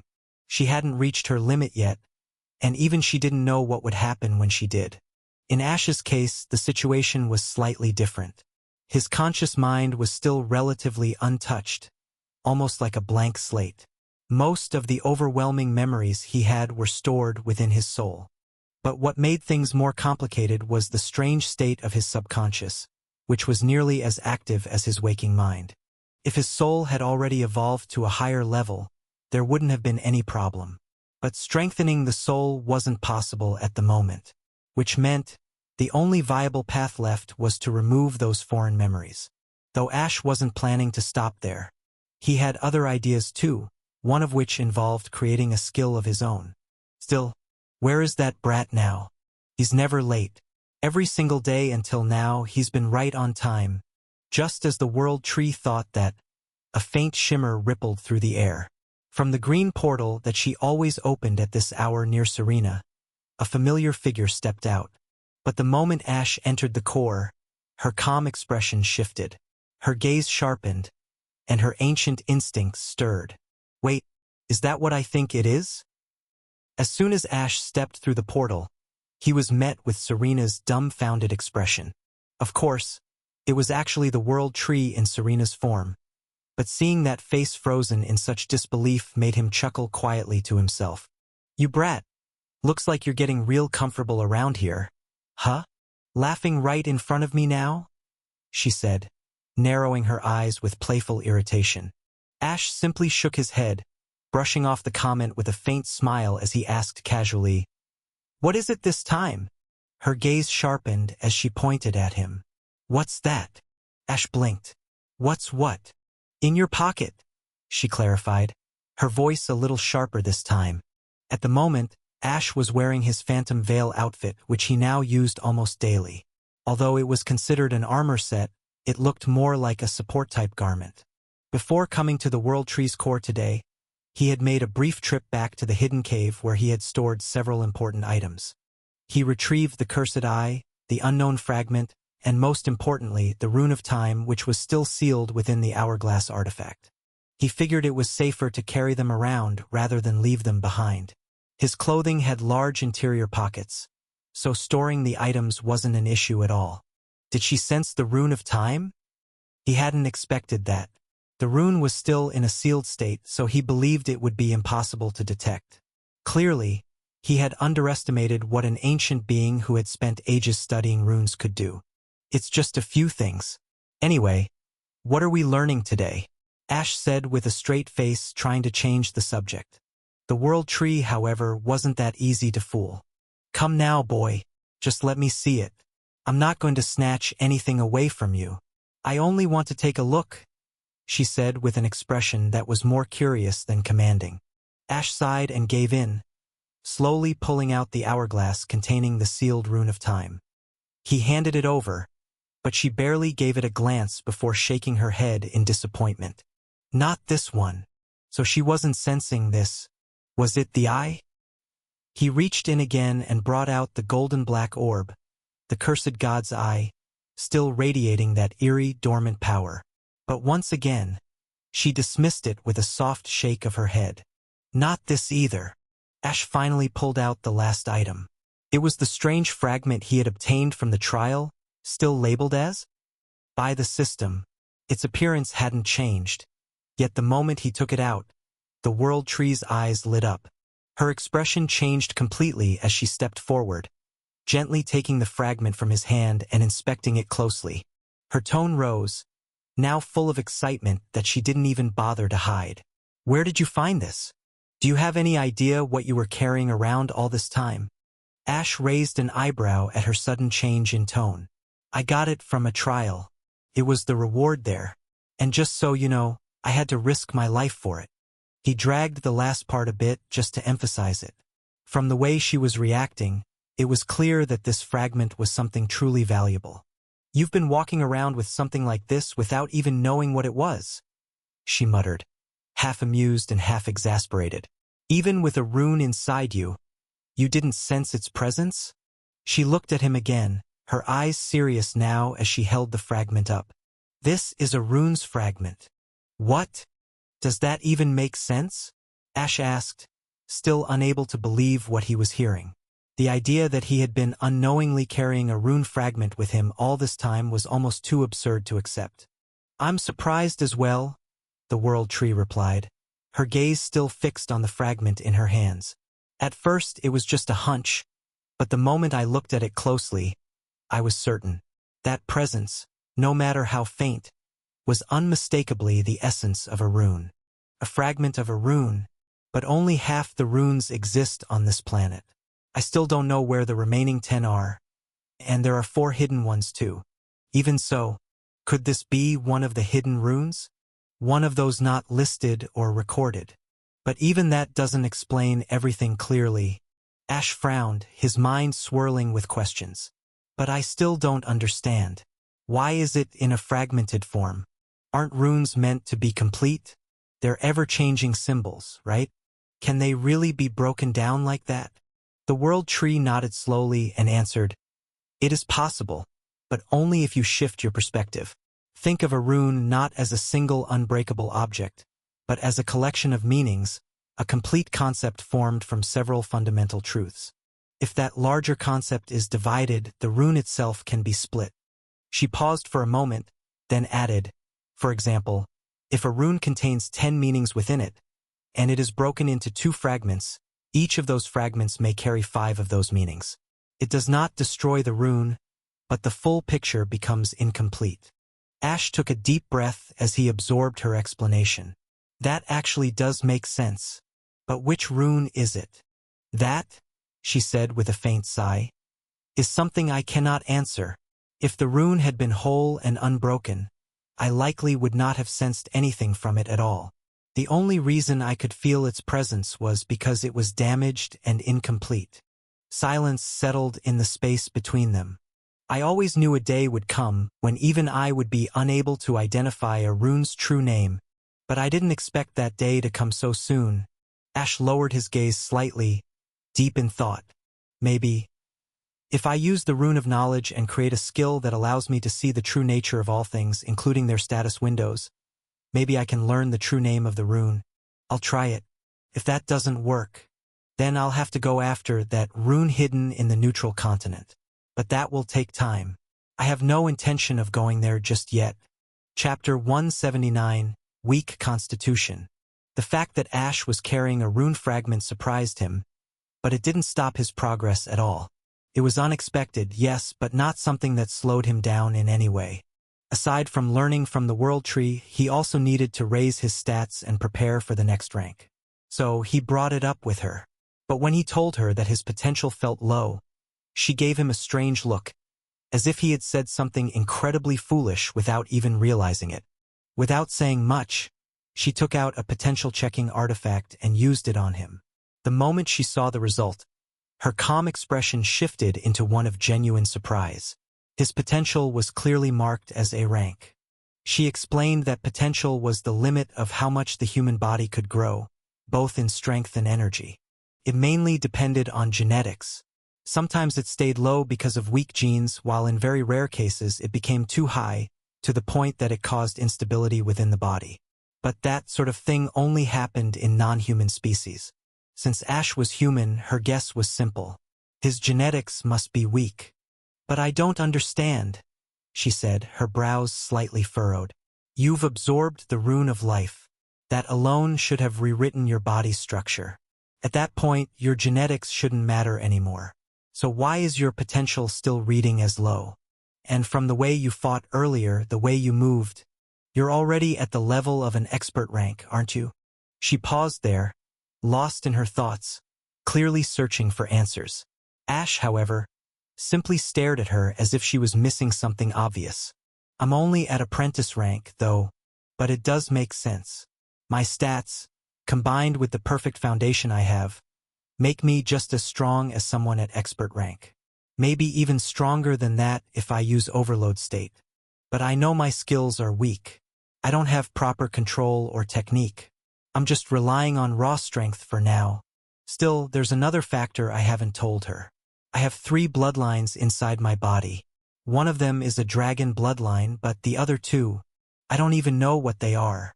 Could that be the reason why my potential looks low? Should I tell her?" He looked at her again. She was silent, still thinking, her face calm but focused. Despite her ancient presence, the way she treated him felt surprisingly warm and sincere. I think I can trust her, at least a little. The thing is, Ash said after a moment of hesitation, I have 3 bloodlines inside my body. He explained everything. The dragon bloodline he was aware of, and the 2 unknown ones he hadn't yet identified. After hearing his explanation, she didn't look surprised at all. You're not shocked? Ash asked, unsure what to make of her reaction. She smiled gently, as if this was something she had already expected.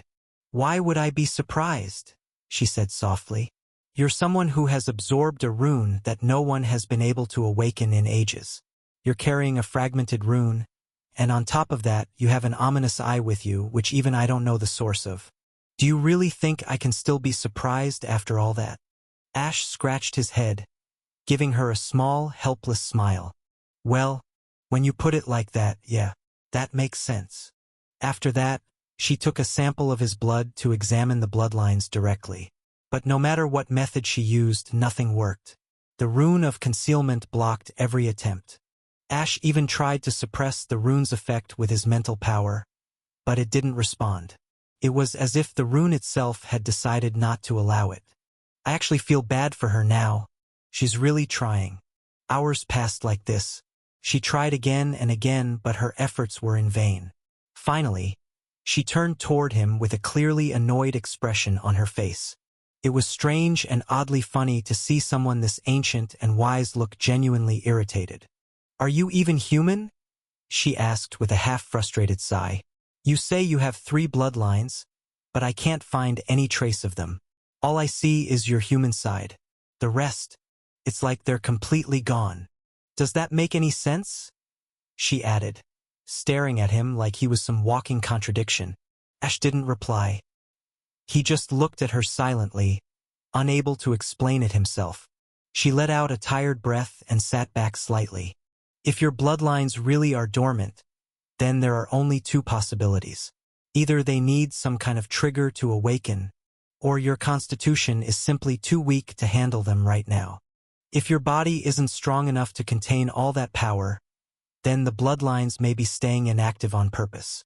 Otherwise, your body could break down trying to contain something beyond its limits. And even though you've fused with Rune of Life, you can't change your constitution unless you gain full control over it. And, at your current level, that's impossible. The space between them went quiet again. A soft breeze moved through the air, and sunlight passed through the glowing branches above, casting warm patterns across the wooden table where they sat. Even though they were deep within the heart of the World Tree, the space around them felt grounded and real, almost like a different world altogether. After a few moments of thinking, Ash finally spoke. So, do you have anything that can help increase my stats more quickly? Top of the World Tree Castle of the Queen. Ash was leaning on the fence. The castle was situated at such a ridiculous height that even the tallest skyscrapers back on Earth would have felt like toys built by children. I feel like I am going through one thing after another. Limitations. Bloodlines. What a complete mess of nonsense. He glanced down at the red potion in his hand. He had received it from the World Tree. It was a drug known for its powerful effects, but also for its terrifying side effects, mainly causing internal damage and destroying everything inside the body when consumed recklessly. But despite the risks, it was also a drug that could forcefully draw out the hidden potential within the body. Although the World Tree had strongly advised him not to use it, Ash simply did not care anymore. My potential is already low, so what difference does it make if I bring it out by force? In the end, I am going to push my body until every drop of potential has been used up anyway. Besides, the injuries will heal eventually. It's not something I need to worry about. With his mask and hood removed, the soft wind brushed across his face. It was a quiet sensation, and he found the calmness it brought surprisingly comforting. Tomorrow, huh? The next day was important. He would be bringing Alicia from the academy to this place for her treatment. But today, he would drink this potion and advance to the next rank. He wanted to unlock the chance to create a new skill, just in case something unexpected happened. If the World Tree succeeded in healing Alicia fully, then there would be no need for him to create anything. It was simply a backup plan, a just-in-case. Ash had always been someone who prepared for the worst, even if he never said it aloud. As he stood there in quiet thought, a familiar voice broke the silence. "What are you doing here alone?" He didn't need to turn around to recognize her voice. It was Serena. She walked toward him, wearing her formal royal garments that shimmered faintly in the light. The floating crown above her head gave her an ethereal presence, like she belonged to another world. And maybe she did. Ash made no move to put on his mask. She already knew his face, and more importantly, he didn't want to block the breeze. The wind was the only thing that made him feel calm right now, and he didn't want to let it go. Without turning, he replied softly, "Just thinking." Serena stepped up beside him and leaned on the railing as well. Her eyes followed the horizon. There was nothing but forest as far as they could see. The continent beneath them was impossibly vast. It stretched beyond the clouds and past the edges of what the eye could grasp. "I heard from the Great Mother that you came here because someone important to you was harmed by those demons," she said gently, placing both hands over her chest. "Something like that," Ash replied, his voice quiet and distant. "I'm glad," she said after a pause, "that you had a reason for helping me. A hidden reason, yes, but at least now I know you're not a bad person. And to go through all of this for someone else. She must be really precious to you, right?" She turned her head slightly, looking at him as she asked, but Ash didn't meet her eyes. His gaze remained fixed on the horizon, cold and still. His long hair, now grown to shoulder length, flowed gently in the wind. His expression showed no emotion, but somehow that made it feel heavier, like the silence was speaking for him.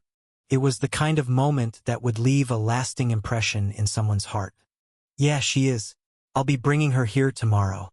You can meet her after she gets healed." Serena lowered her gaze. Her voice came softer than before.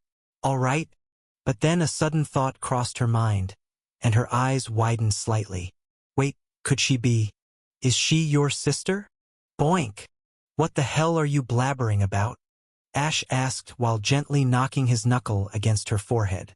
He looked at her like she had just said the dumbest thing possible. "Ouch! I just thought maybe she was..." Serena muttered, pouting slightly as she rubbed her head with both hands. "Then maybe your mother?" she asked again, blinking innocently. "You?" All right, I'm going," Serena said quickly, laughing as she turned around and began running away. Ash watched her retreat with an exhausted look and then let out a small sigh. He raised his hand and brushed his fingers along his cheek, letting the wind flow past him again. "Sometimes, I feel like having a handsome face isn't such a good thing after all. There are going to be too many hearts broken along the way." Chapter 180 Rune Combination, End of Volume 2. Hidden Cave, Elven Continent. "Shall we try then?" He looked at the potion resting in his hand, its thick red liquid glowing faintly in the darkness, as if warning him of what was to come. Still, he didn't hesitate. Before anything else, he opened his status window to take one final look. Attributes: Strength, 377. Agility, 377. Vitality, 377. Intelligence, 377. Stamina, 377. Charm, 377. Mana, 377. Just 23 more stat points. I really hope this damn thing can give me what I need. He exhaled softly and began removing his clothes, knowing how dangerous the next few minutes would be. The last thing he needed was for his garments to get in the way. Once he was done, he stared at the potion once more, then brought it to his lips. Without a second thought, he gulped it down in one go. The taste was sharp and metallic, burning slightly as it slid down his throat. He clenched his fists and waited. First, nothing happened. The cave remained still and silent, the faint sounds of water droplets echoing softly off the stone walls. But then, just as he started to question the potion's effectiveness, it hit. At first, it was just a strange tightness in his chest. Then it exploded. It felt as if a berserk bull had awakened inside his body, crashing through his veins and rampaging through his insides with no restraint. It wasn't just pressure, it was like something had been unleashed that didn't belong inside a human form. From deep within, the sound of cracking bones began to echo outward. Crack! Crack! Crack! Ah! Ash's scream tore through the enclosed space, his voice raw and wild with agony. It was fortunate that he had activated a noise-blocking artifact beforehand. Otherwise, even the birds above the surface would have scattered in fear. His body began to convulse violently. Every muscle twisted unnaturally, as if someone were pulling them in opposite directions. It felt like his organs were being crushed one by one, squeezed in a grip so tight it forced the air from his lungs. He hadn't felt something like this in a very long time. Not since his worst battles. Not since the moments he thought he might actually die. His skin turned red, glowing with internal heat. Steam began rising in waves from his body, and every vein beneath his skin became sharp and visible, outlined like glowing threads of fire. Despite the severity of the damage, the rune of life did not activate. It remained still, as if waiting, as if watching what would happen. His golden-tinted bones cracked sharply, twisted into unnatural angles. His blood boiled within, surging violently as it tried to escape the pressure. Parts of his skin peeled and melted, unable to withstand the internal chaos. This wasn't growth. This was destruction. For more than 10 minutes, Ash was caught in that hell. Every second stretched like a lifetime, filled with nothing but suffering. By the time it ended, his body was a wreck. He looked less like a human and more like a broken construct, a creature destroyed from the inside out. Skin peeled, bones fractured, blood pooled around him. And then, in the silence that followed, the rune of life finally responded. A soft green glow began to rise from his chest, slowly at first, then spreading across his entire body like the light of dawn cutting through a storm. His wounds began to heal rapidly. Muscles reformed, flesh closed, bones mended themselves and shifted back into place. His height increased slightly, just enough to notice.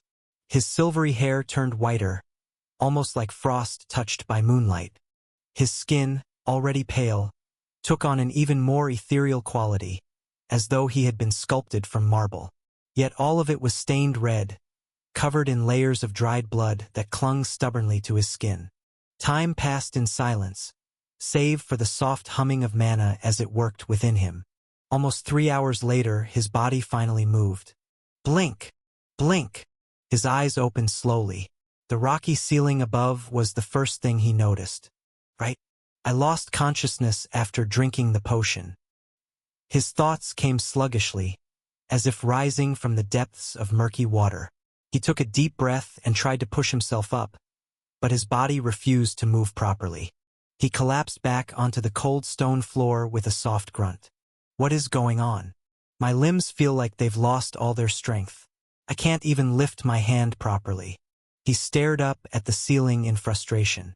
Were these the side effects? I don't remember the World Tree ever mentioning anything like this. He sighed, resigned to the aftermath. Looks like I'll have to wait until I recover some stamina. / Status. Attributes. Strength, 400. Agility, 400. Vitality, 400. Intelligence, 400.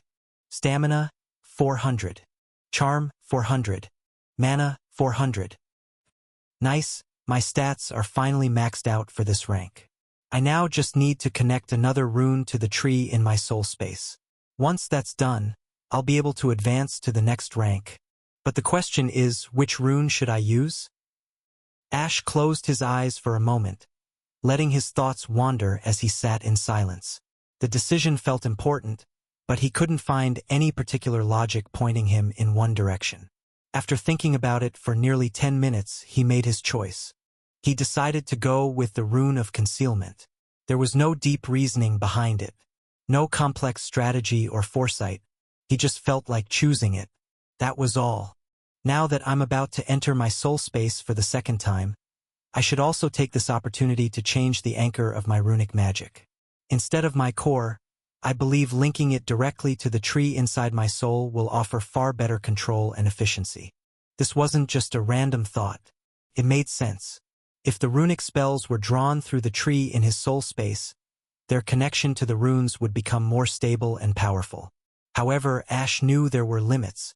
After all, without fully comprehending the runes themselves, spell creation became a long and sometimes frustrating process.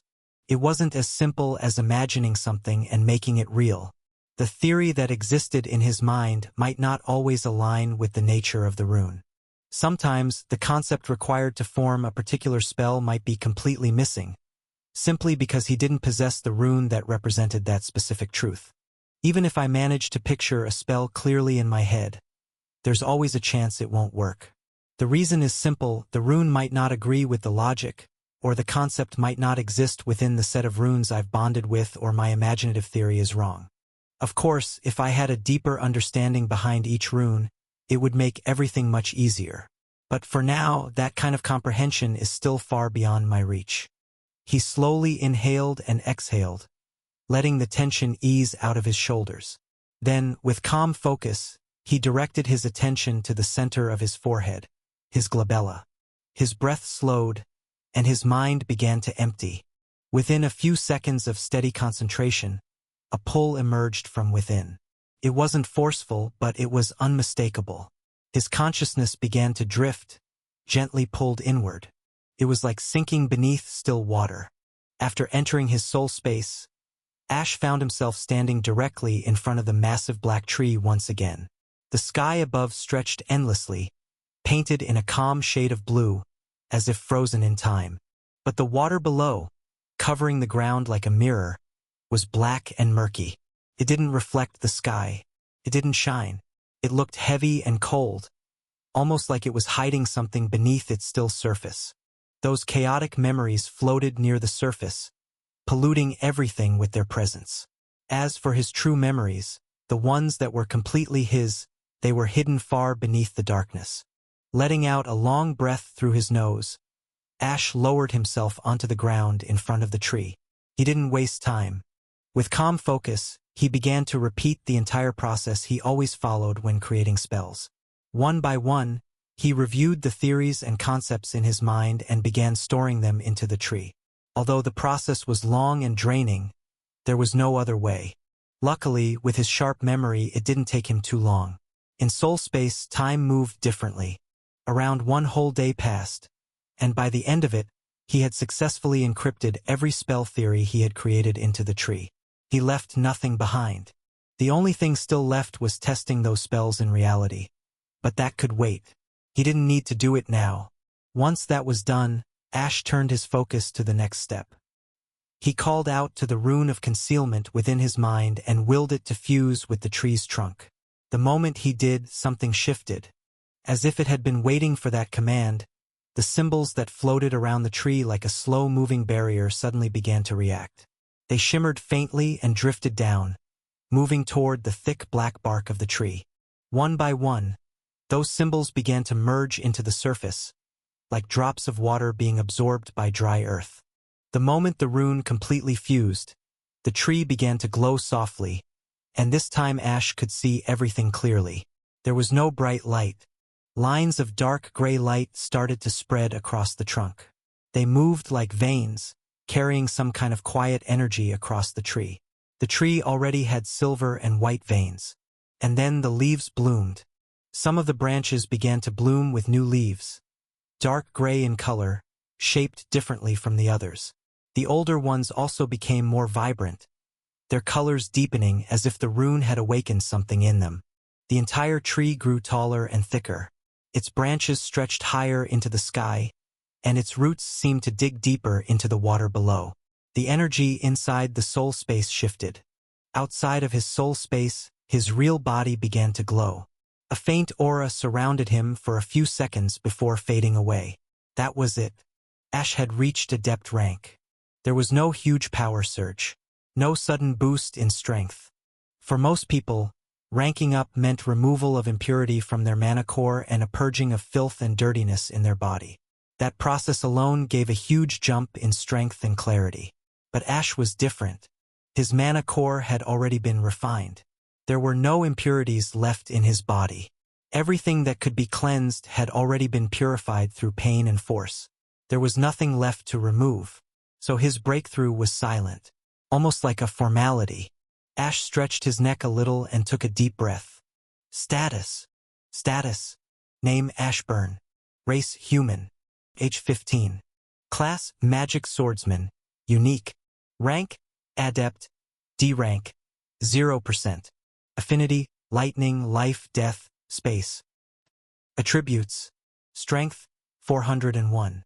Agility 401. Vitality 401. Intelligence 401. Stamina 401. Charm 401. Mana 401. Traits: Codex of Creation, Adept. Primordial Core, Incomplete. Rank dash? He was truly happy with the progress he had made so far. Not only had he gained 3 chances to create skills, but the Codex of Creation had also unlocked its third ability. And to his surprise, that ability turned out to be something he had secretly wished for.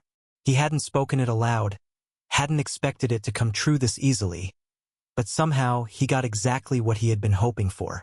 Rune Combination allows the user to combine 2 or more runes to form a skill. Although the description was short and didn't go into too much detail, Ash didn't mind at all. It was exactly what he had been waiting for. This single ability alone had opened up an entirely new path for him. One filled with endless possibilities and room to grow. Now, he would be able to create skills that were far more unique, more versatile, and even more suited to his fighting style. He didn't have to limit himself to the nature of a single rune anymore. He could blend them, weave them together, shape new effects that no one else could predict. He felt a sense of quiet satisfaction, knowing that the path ahead now looked much wider than before. With everything complete, Ash felt that he was ready. His preparations were done. There was no reason to stay here any longer. He was more than ready to return to the academy. Just wait a few more hours. Alicia, I'm bringing you here soon. End of Volume 2. Power Up.